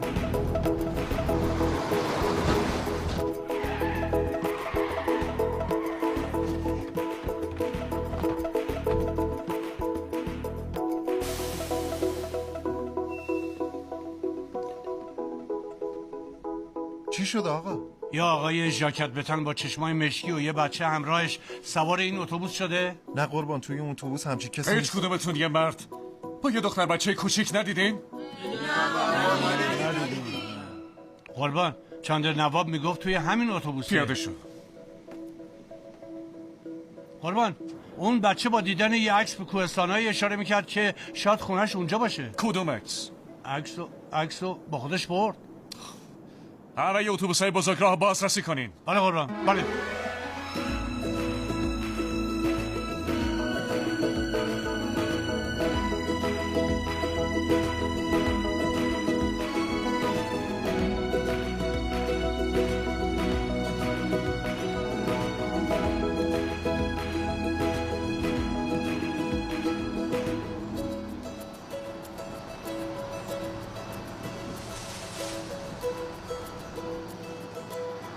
داداش یا تو خیلی شجاعی یا خیلی احمق.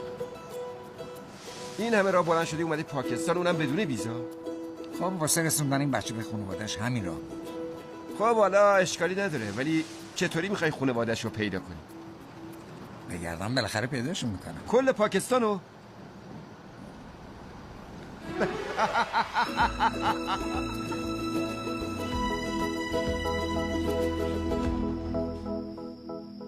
امشب اینجا جاتون امنه، ولی داداش فردا صبح باید از اینجا بریم. باشه.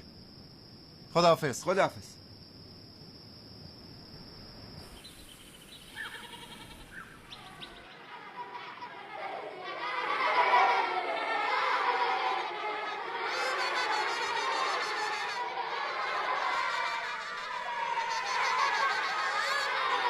اینجا کجاست؟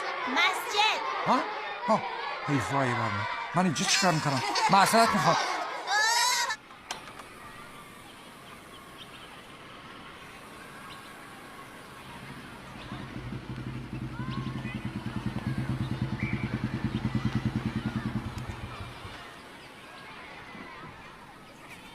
سلام علیکم.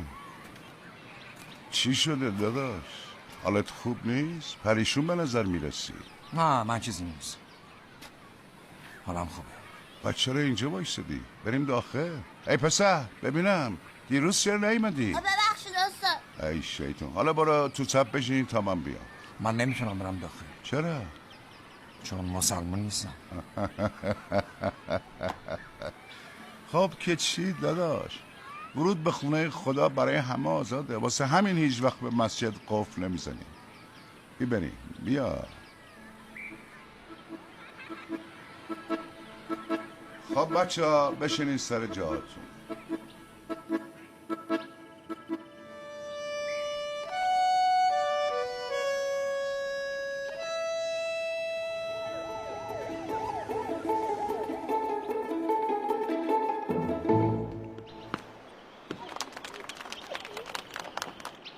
پس اینطور من که تا حالا بیهار نرفتم، ولی توی مدرسه بچه‌هایی هستن که اهل اونجا. یه لحظه با ایسا میپرسم. آهای بچه ها بیان اینجا.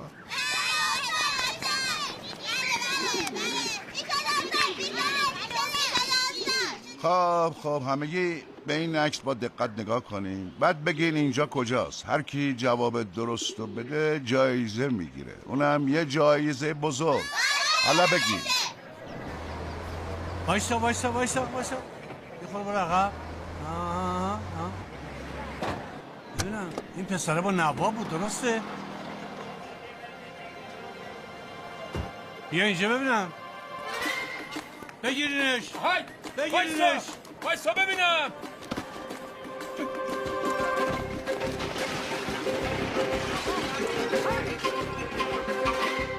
استاد اینجا سوئیسه. وقتی نمیدونی پس چرا میای جلو؟ نه استاد راست میگم، اینجا سوئیسه. ببینین به انگلیسی نوشته، بیاین خودتون نگاه کنین، نوشته سوئیس. خاک بر سرم شد. دختر جون تو از سوئیس اومدی؟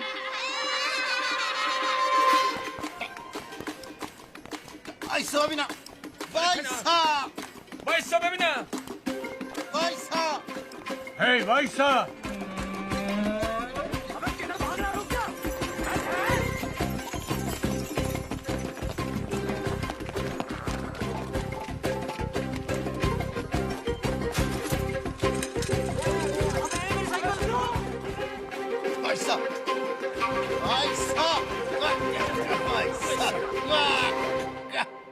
از این جاهای قشنگ تو کشمیرم هست. کشمیر؟ یعنی من دوباره باید برگردم هند؟ نه جناب، یه قسمت جزو کشور ما. چی؟ کشمیر دیگه. دخترم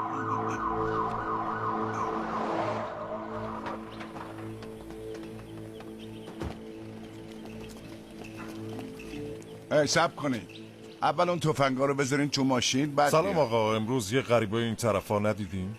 تو خونه خدا کسی غریبه نیست. این غریبه خطرناکه، یه جاسوس هندیه. چی فکر کردی داداش؟ مگه من نسخه بمب اتمو دارم که بیاد اینجا؟ بسیار خوب، هر وقت اون غریبه رو دیدین به همون اطلاع بدین. باشه.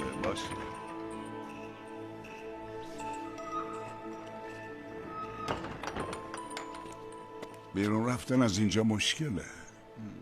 پس حالا چی کار کنیم آقا؟ یه راهی هست.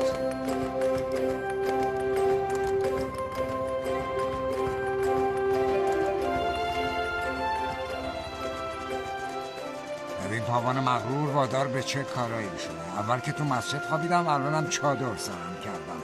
نمیدونم من گم شدم یا این بچه گم شده. واقعا که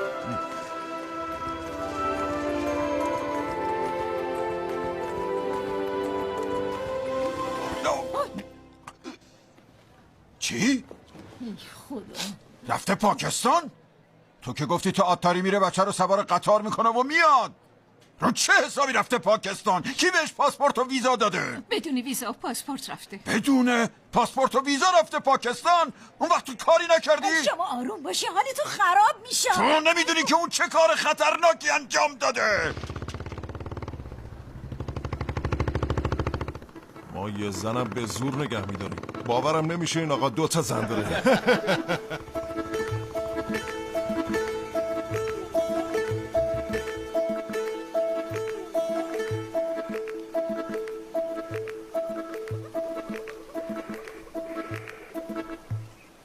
تو جاده پلیس هست. شما از بین این مزاره برید، بعدش میرسید به خانوار. خیلی ممنون.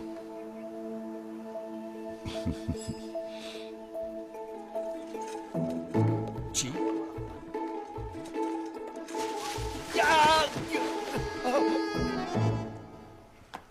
کار بسیار خداپسندانه ای میکنید.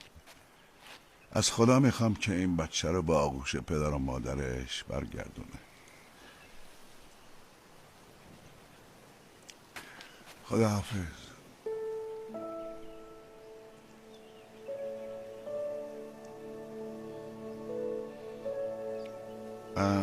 همیشه به قلبت نگاه کن. میگه همیشه به قلبت نگاه کن.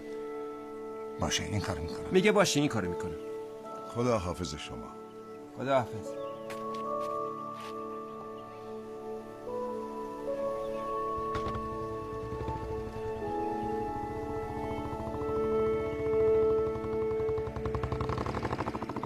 خیلی خوب دیگه بیا بریم. همش تقصیر شماست. اگه اینقدر اصرار نمی کردین که بچه رو بفرستیم بره، پاوانم نمی رفت. حالا خودتون یه کاری بکنین. من چی کار میتونم بکنم؟ اگه کاری نکنین من میرم پاکستان تا پیداش کنم. چی؟ آی خدا. اونم بدون ویزا. آخه تا کی باید این طرم باشه؟ مثلا من یه مردم نه یه زن. ببین این کار یکی از درست ما نیست. تو باید نقش زن رو بازی کنه. پلیس دنبال 2 تا مرد با یه بچه است، نه یه مرد و یه زن. خب تو بازی کن. اون وقت اگه یکی ازت بپرسه اسمت چیه، تو هم میگی اسمم پاوان کمار چاتروویدیه، از دهلی اومدم و نمیتونم دروغ بگم، با عزتونم از زیر سیم خاردارا اومدم اینجا، مگه نه دختر جون؟ هی ببین یکی داره میاد. نقابتو بزن. نقابتو بزن. نامحرمه. یه خورده با ناز و ادام را برو آقا.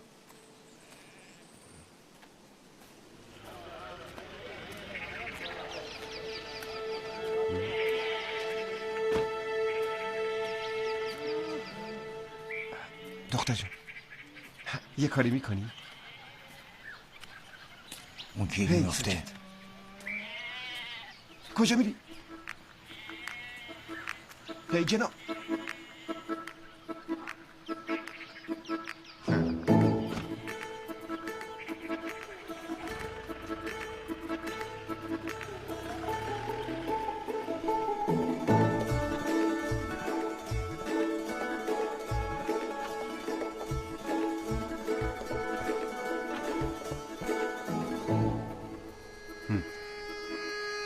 آره این کار اشتباهه. با این کار هیچ کاری درست نمیشه. هیچ کاری. تو باز حرف زدی خانم جون. بنداز پایین نقابو. بنداز پایین.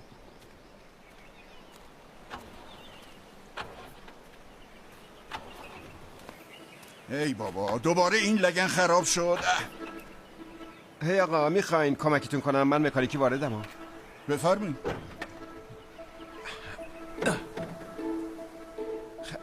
شما بشینین پشت فرمون، وقتی گفتم استارت بزنین. باشه؟ باشه.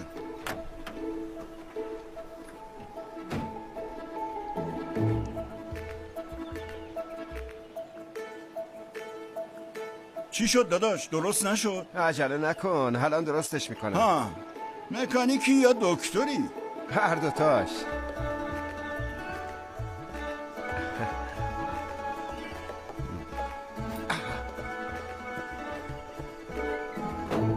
خیلی خب، حالا استارت بزن. چی کارش کردی آقا؟ شما یه بار دیگه استارت بزن. بفرما. دیدی؟ آفرین، 3 سوت درستش کردی ها. خب آقا، کمک کردن به مردم وظیفه ماست. خیلی ممنون. خداحافظ. حالا اگه جایی میرین میتونم برسونمتون ها؟ بله. اسمت چیه دخترم؟ نمیتونه حرف بزنه. مادرزادی لاله. لاله؟ بله. ای وای، ببین مادرش چی میکشه. خب دکترها چی میگن خواهر؟ اونم نمیتونه حرف بزنه. مثل همدیگه هستن. یه بیماری ارثیه. آها، ارثیه. همش بازی سرنوشته. آره خب. شما میرین سمت خانوال؟ نه، ولی نگران نباشین، شما رو تا خونه‌تون میرسونم. نه آقا، زحمت نکشین. ما رو همینجا سر بزرگ را پیاده کنین، خودمون میریم. نه زحمتی نیست. به سربازان میگم شما رو برسونن. شما امروز به من کمک کردین. خب بله درسته. یعنی چی سربازان؟ خب چی؟ من رئیس پلیس این منطقه‌ام. امروز مرخصی بودم، اما واسه یه مورد اضطراری دارم برمیگردم. منظورتون از اضطراری چیه؟ یه جاسوس هندی فرار کرده و اومده این طرفا. خاک تو سر من، یعنی خاک تو سر اون.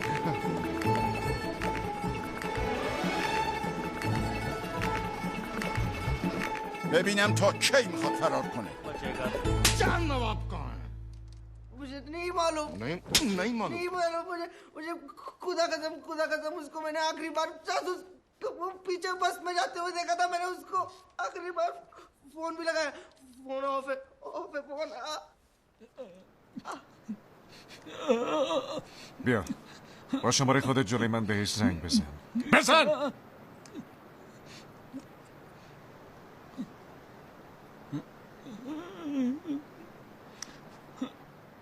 خاموشه.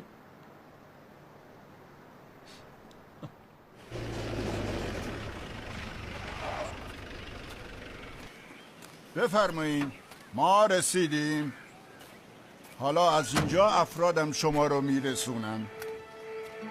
قربان بفرمایین پایین. آهای حسن، بیا اینجا.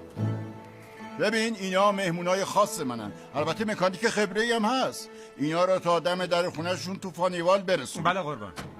خیلی ممنونم آقا. من باید ازتون ممنون باشم. خیلی بهم کمک کردین. غذا بخوریم بعد بریم. نه ممنون آقا، باید بریم. عجله داریم. برید سواشید. بفرمایید. بفرمایید بشینید. آروم.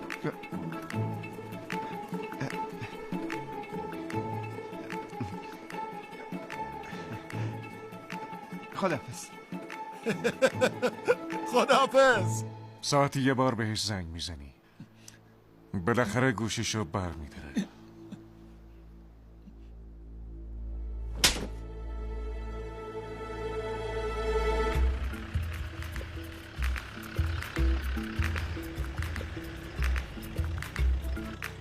خونتون کجاست؟ یکم جلوتر انگار. راهو بلد نیستی؟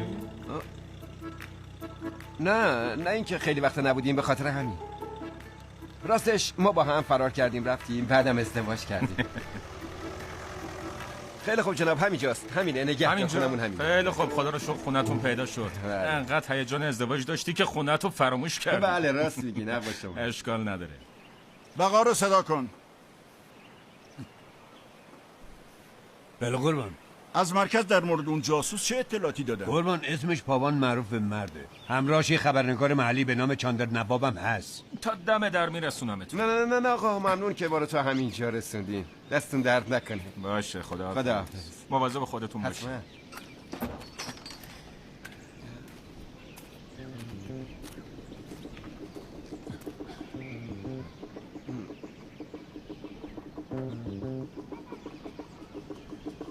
آقا جون حالت چطور آقا جون؟ تو دیگه دلخوری رو بذار کنار. ببین دخترتون نوتو برات آوردم. بیا دخترم بیا دست با بزرگو ببوس. بیا. این بچه کیه و چیکار داره میکنه؟ آقا جون من اصلا دختر ندارم. قربونت برم اینجا وسط خیابون که جای گله و شکایت نیست. ببریم تو خونه بعد با هم حرف میزنیم. بیا بریم تو. داداش من اصلا میدونم من بدون اجازه شما رفتم ازدواج کردم و شما عصبانی هستین. اصلا بیا منو بزن بابا. بزن تو گوشم. بزن تو سرم. بزن نابودم. پدر جان بلش کن. حالا یه اشتباهی کرده شما ببخشینه. ای بابا. من بیچاره کن. نابودم. برو تو آقا جون آبرو بودم. خداحافظ دست درد نکنه. برو تو آقا جون با هم حرف بزنیم. من از دلت در میارم آقا جون. بیا تو بچه‌ها بیا. خدا عجب داستان. بیا تو دیگه زود باش. آقا جون حرف بزن. خداحافظ. یه دختر بچه هم باهاشونه. دختر بچه؟ چند سالشه؟ تقریبا 5 سالشه. چی گفتی؟ 5 سال؟ دختر بچه لاله. لالم هست؟ بله قربان.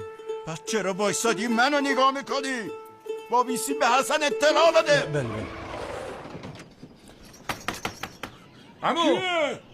عمو درو باز کن. نکنه میخوای درو بشکنی؟ تو؟ کجان؟ کی؟ دختر و دامادتو میگم. چند بار باید بگم من نه دختر دارم نه داماد دارم. عمو اونایی که میگفتن دختر و دامادت هستن کجان؟ بگو بیان دم در. من چه میدونم بعد از رفتن تو رفتن دیگه اینجا نیستن. بالاخره یه روزی با پوششی از محبت، بالاخره روزی در پیچ و خم راه بر کف دستات خواهم نوشت اسممو به روی قلبم و بعد آری از هر گونه تکلیف شد. بعد نگاه تو پایین بنداز و سرتو بذار روی شونم. ای زندگی یه چیزی بگو. ای زندگی از خودت برام بگو. به من بگو ای زندگی از خودت بگو. ای زندگی بالاخره تو یه شب پر از ستاره نامه هایی که برام نوشتی رو خواهم خوند و اگه صفحه از اون خالی بود حتما با دستی لرزان یه خورده ازم گله و شکایت خواهی کرد. البته منم یه خورده ازت گله میکنم. فقط تو خشمگین نشو. ای زندگی یه چیزی بهم بگو از خودت برام. زندگی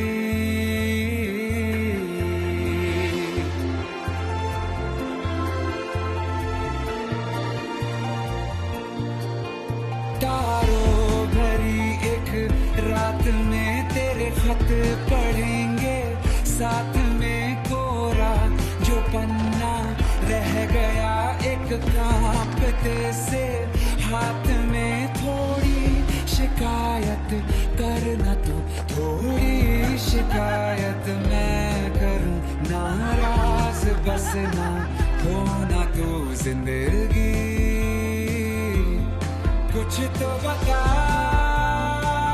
ای زندگی هر جا که باشی منم همونجا هستم و هر جا که نگاه کنم تو رو همونجا میبینم. تو صفایی، تو محبتی، تو نیایش قلب منی، تو همواره ورد زبون منی. منظر تویی، فضا تویی، حال و هوا آرامش تویی، مرهم تویی، درمان تویی. هر جا که باشی منم همونجا هستم و هر جا که نگاه کنم تو رو همونجا میبینم.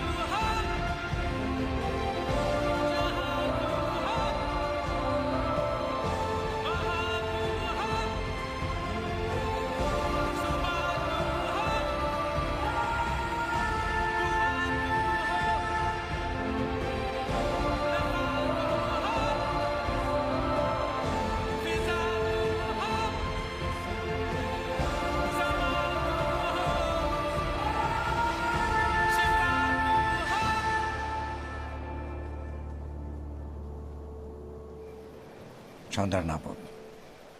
من دارم به این فکر میکنم که این دختر گم نشده، بلکه گم شده واقعی من بودم. اون فرستاده شده دنبال من.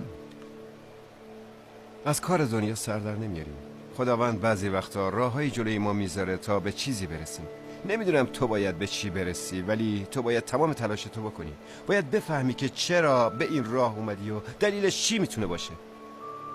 من باید این دختر رو برسونم به خونش. من قسم خوردم مثل یه مرد که این بچه رو برسونم به خونش و این کارو حتما میکنم.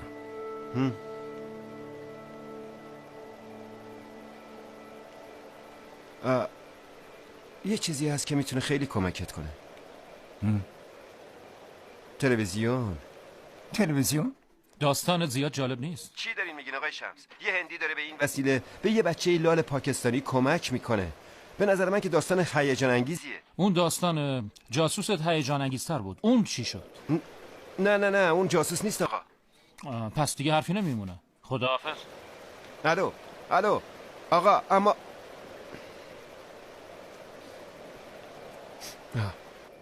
آخه این داستان برامون چه فایده ای داره؟ قربان، یه بچه به آغوش خانواده‌اش برمیگرده. یه بچه که پدر مادرش رو پیدا میکنه. ببین داداش، ما اخبار نشون میدیم. حرم حضرت امین شاه نیستیم که گم شده رو به هم برسونیم. ولی آقا، خب دیگه، خداحافظ. الو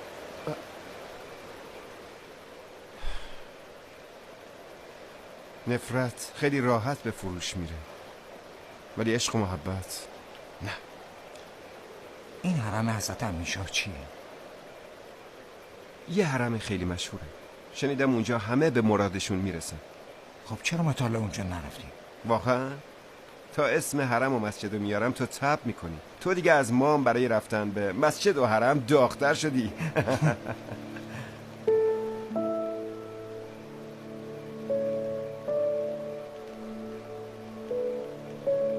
شاید من باید گم شدم و اونجا پیدا کنم. پس با اتوبوس امشب بریم؟ گرفت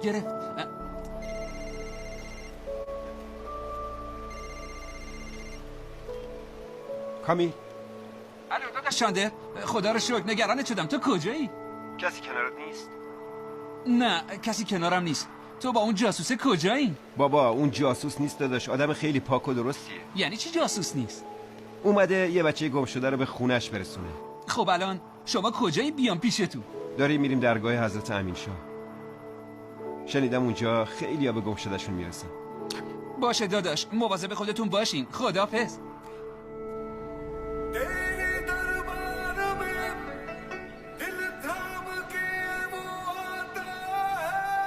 مردم با قلب‌های گرفته و محزون ولی امیدوار به دربار تو میان.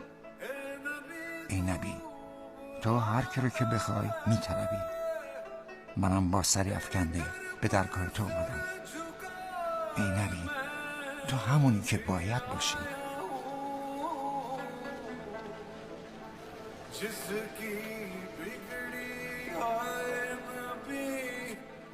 تو برو داخل، منم بعد میام. تو کجا میری؟ برو.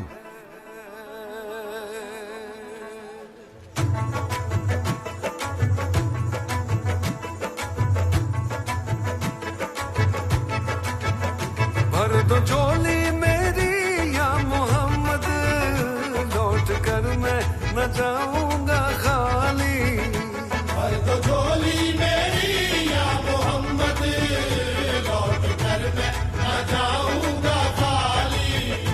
भर दो झोली मेरी या मोहम्मद, लौट कर मैं न जाऊंगा खाली।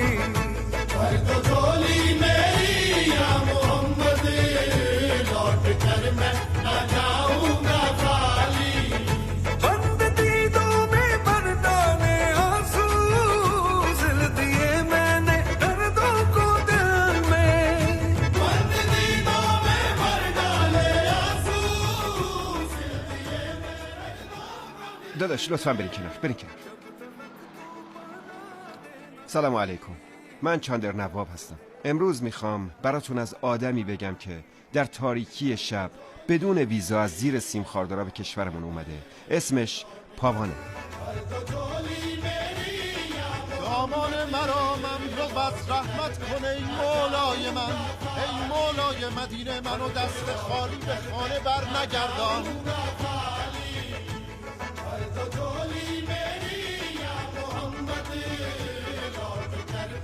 منم مثل پلیس فکر میکردم که اون یه جاسوس هندیه، ولی حالا من میدونم که اون مثل من و شما یه آدم معمولیه که تنها دلیل ورودش به پاکستان محبت بوده. محبت یه بچه 6 ساله لال پاکستانی که از والدین و خونواده‌اش جدا شده و توی هندوستان گم شده. وقتی همه درا بسته شده بود، برای رسوندن این بچه به آغوش والدینش فقط یه راه براش مونده بود. उसके माँ-बाप से मिलवाने के लिए उसके पास सिर्फ यही रास्ता बचा था. खोजते तुझको देखा, क्या से क्या याद अभी हो गया हूँ. खोजते तुझको देखा, क्या से क्या याद अभी हो गया हूँ. इस कहानी को हर चैनल ने दिखाने से इनकार कर दिया. वो कहते हैं कि ये कहानी बेकार है, बकवास है, इसमें किसी की कोई दिलचस्पी नहीं होगी. این داستانو همه شبکه‌ها رد کردن و گفتن یه داستان خیالیه. پس شما به داداش پاوان کمک کنین. خواهش میکنم به اون کمک کنین تا اون بچه رو به خونش برسونه و خودش هم به سلامتی به خونه و کشورش هندوستان برگرده.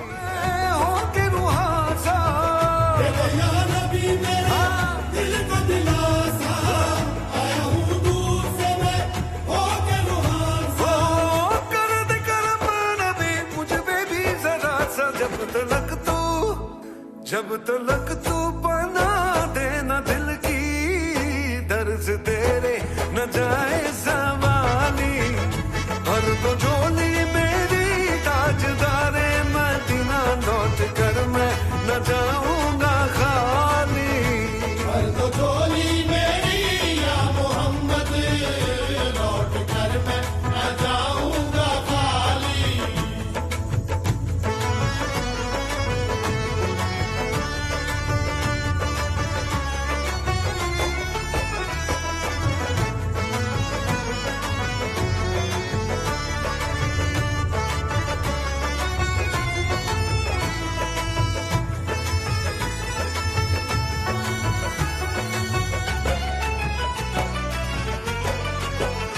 जानता है ना तू क्या है दिल में मेरे, बिन सुने गिन रहा है ना तू धड़कने. जानता है ना तू क्या है दिल में मेरे, बिन सुने गिन रहा है ना तू धड़कने. आह निकली है तो चांद तक जाएगी, तेरे तारों से मेरी दुआ आएगी. आह निकली है तो चांद तक जाएगी, तेरे तारों से मेरी दुआ आएगी. ऐ नबी हाँ कभी तो सुबह आएगी, जब तलक तू सुनेगा ना दिल की दर से तेरे न जाए सवाली. हर तो झोली मेरी सरकारे मदीना लौट कर मैं न जाऊंगा खाली.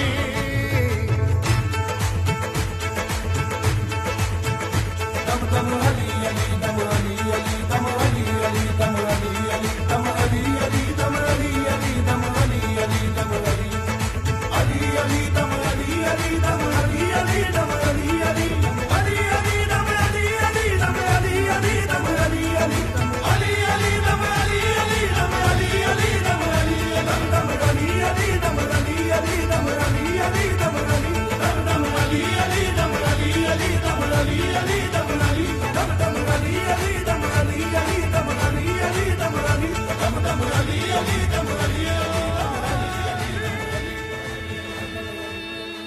بهش زنگ بزن.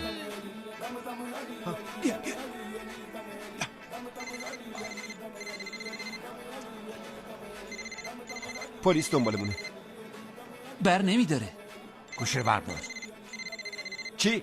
بهت گفتم گوشی رو چرا؟ بردار. چرا نداری؟ برداشت. سلام داداش چاندر نواب، حالت خوبه؟ آره خوبم، تو چطوری؟ بالاخره رفتین حرم؟ آره دیشب رفتیم حرم، رفتیم واسه بچه دعا کردیم. خب الان کجا هستین؟ الان دیگه راه افتادیم سمت گوجرا. رفتین طرف گوجرا؟ خب دیگه من بعدا زنگ میزنم. فعلا خداحافظ. مواظب خودت باش. خب داداش راستی چی میخواستی به من بگی ها؟ میخواستم بگم بگو دیگه، تعارف نکن. چرا منو امیر صدا نمی‌کنی ها؟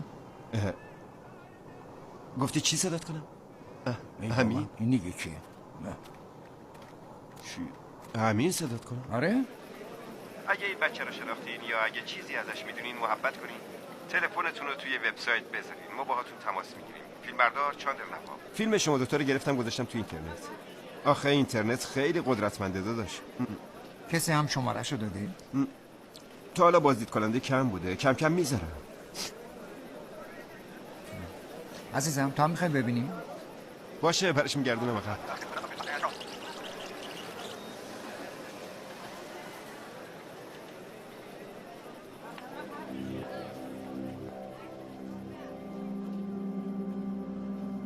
برو کنار داداش ببینم، برو کنار. چی شده دختر جون؟ چی دیدی؟ برش کردم. چی شده عزیزم؟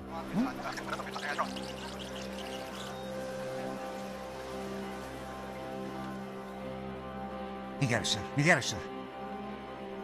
دختر جون تو این زن رو میشناسی؟ نکنه مادرت عزیزم. دوباره برش کردم. داره از اتوبوس پیاده میشه. این اتوبوس تقریبا مال ساعت چنده؟ تقریبا 8:30. چطور مگه؟ باید بریم ببینیم این اتوبوس ساعت 8:30 از کجا اومده.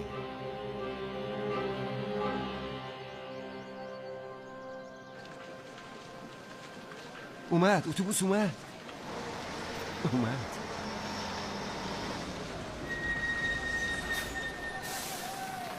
داداش این اتوبوس از کجا میاد؟ کجا میخوایم برین؟ پرسیدم از کجا داری میای؟ آدمای عجیبی هستی؟ عجیبو ول کن داداش، بگو از کجا داری میای؟ از جهان آباد.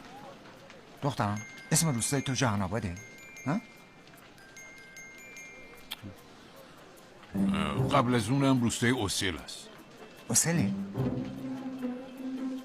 قبل از اونم کریم آباده. کریم آباده؟ قبلش زیلا سلطانپور. زیلا سلطانپوره؟ اوه خدا من تو سلطانپوری هستی. سلطانپوریه. بذار دستو ببوسم.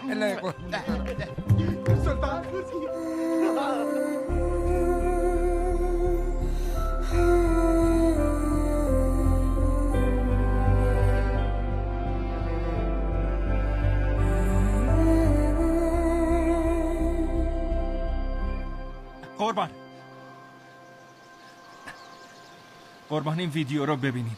اینو چاندر نواب دیروز تو فضای مجازی گذاشته. چی؟ اینجا که بیرون حرمه. قربان اونا اصلا به گوجرا نیومدن. ما همه ایستگاه گوجرا رو گشتیم. اونا اینجا نیستن. یه کاری بکن، این ویدیو رو برای همه افسرا بفرست. همه ماشینا و اتوبوسا هم نگهداری اینا بازرسی کنین. خیلی خوب. بله قربان.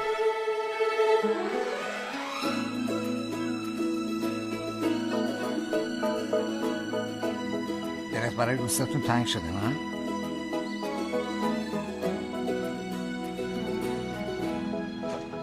داداش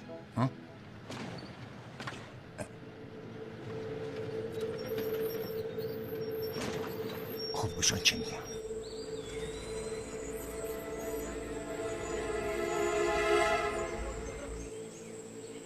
خب بیا بعدی بیا شالتو بردار میگم بردار.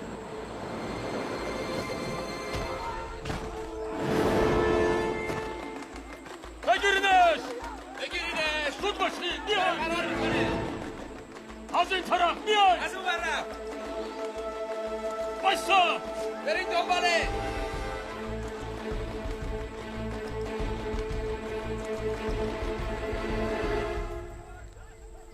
عجله کنید بیای.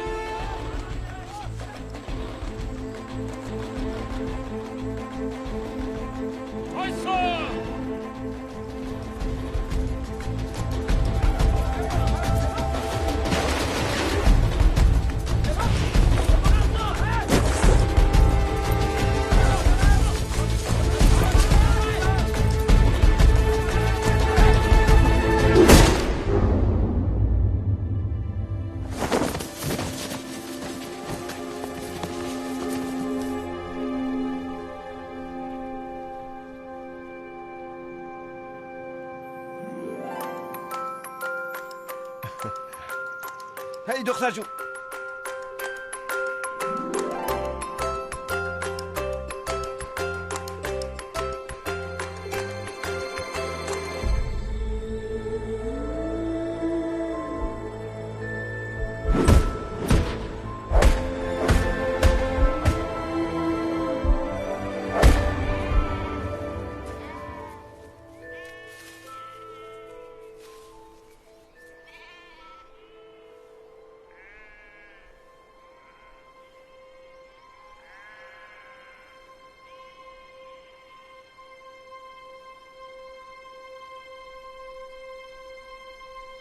देखना ना मुड़ के जा चली जा उड़ के जा तुझे भूल से भी ना लगे नजर नींद तेरी दे जा दीद मेरे ले जा जा के तेरी रात को मिल गई सहर तू जो मिला हो गया मैं काबिल तू जो मिला तो हो गया सब हासिल हाँ मुश्किल सही आसा हुई मंजिल क्योंकि तू धड़कन मैं दिल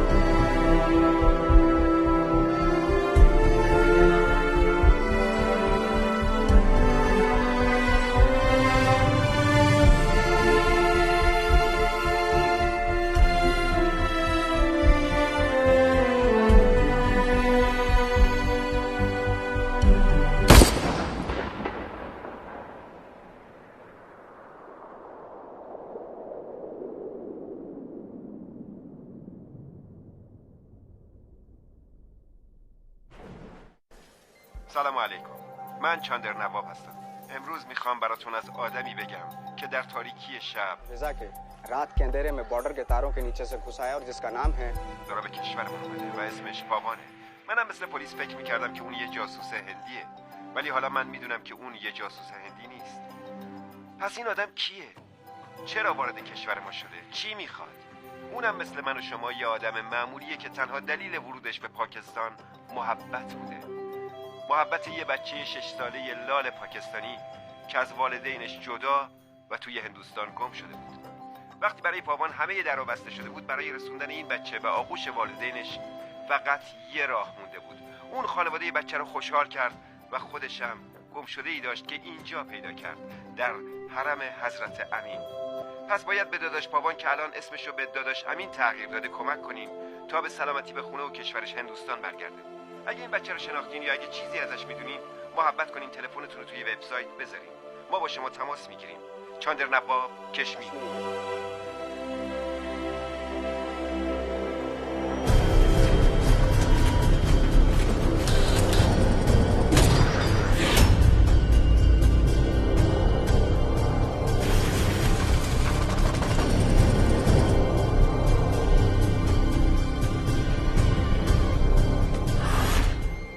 این که رسانه ها، اخبار، روزنامه ها چی فکر میکنن برام مهم نیست. برای ما اون یه جاسوس هندوستانیه. ولی قربان پدر مادر اون دختره تایید کردن که اون توی هندوستان گم شده بوده. قربان عموم مردم پاکستان باهاش همدردی میکنن. پس این کارو بکنید. تحقیق کنید ببینید واقعا اون درست میگه یا اینکه یه جاسوس حرفه‌ایه. ما باید واقعیت رو در بیاریم تا روشن بشه.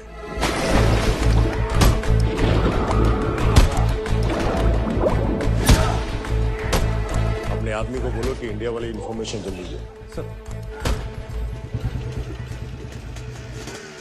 آره این بچه نمیتونه صحبت کنه کاملا یادمه آره همین شخص بود که آوردش اینجا میگفت که گم شد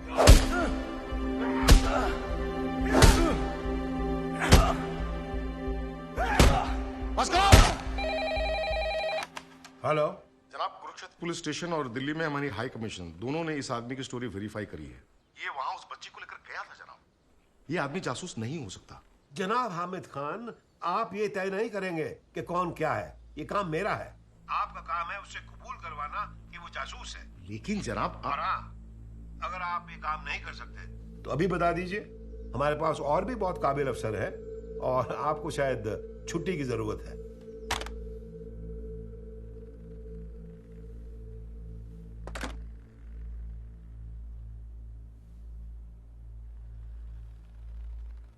उन्हें हर हाल में पवन का कन्फेशन चाहिए मैंने अपनी सारी जिंदगी इस मुल्क की हिफाजत और शान के लिए काम किया है लेकिन अगर ये आदमी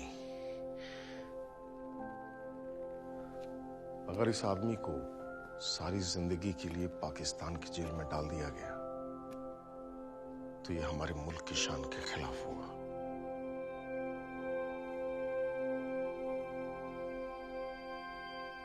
और ये मैं कभी होने नहीं दूंगा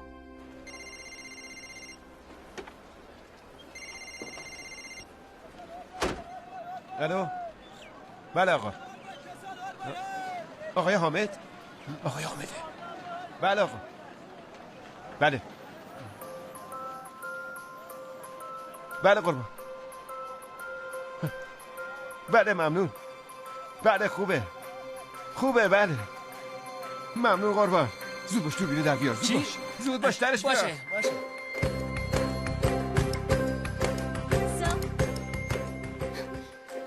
قربان یه ویدیویی دیگه از داستان پاوانه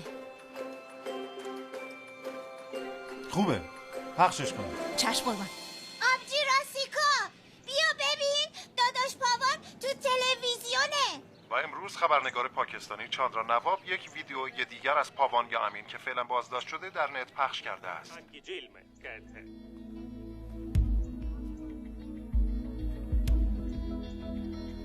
پاوان چاترویدی که همگی با اسم امین اونو میشناسیم یه هندیه که با به خطر انداختن خودش وظیفه برگردوندن یه بچه پاکستانی رو به دامن خانواده‌اش به عهده گرفته.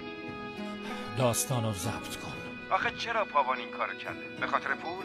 ثروت؟ شهرت؟ نه. پاوان همه این کارا رو به خاطر باور قلبی خودش کرده. اون این کارو کرده چون میخواسته گمشده ما رو به ما برسونه و تو این راه گمشده خودش هم پیدا کرده. اون اسم خودش رو به امین تغییر داده و دوست داره با این اسم خونده بشه. ما نباید با انسانی مثل امین به صورت یه مجرم برخورد کنیم. اون امینه. حالا دیگه وقتشه این اختلافا رو کنار بذاریم. और ये काम हमें करना है दोनों मुल्कों के हजारों करोड़ों लोगों این کارو فقط میلیون ها نفر از این مردم دو کشور میتونن بکنن. کسانی که به بچه‌هاشون عشق میآموزن نه تنفر و اختلاف. پس بیاین دست به دست هم بدیم و این اختلاف رو ریشه کن کنیم. این چه چرندیاتیه؟ مرز ناردان رو ببندید. پس مردم دو کشور بیایید یک دل بشیم و بگیم که پاوان چاترویدی یعنی داداش امین ما رو کسی نمیتونه این طرف مرز نگه داره. کسی نمیتونه مانع برگشتن اون به کشور خودش هندوستان بشه، به خونه خودش.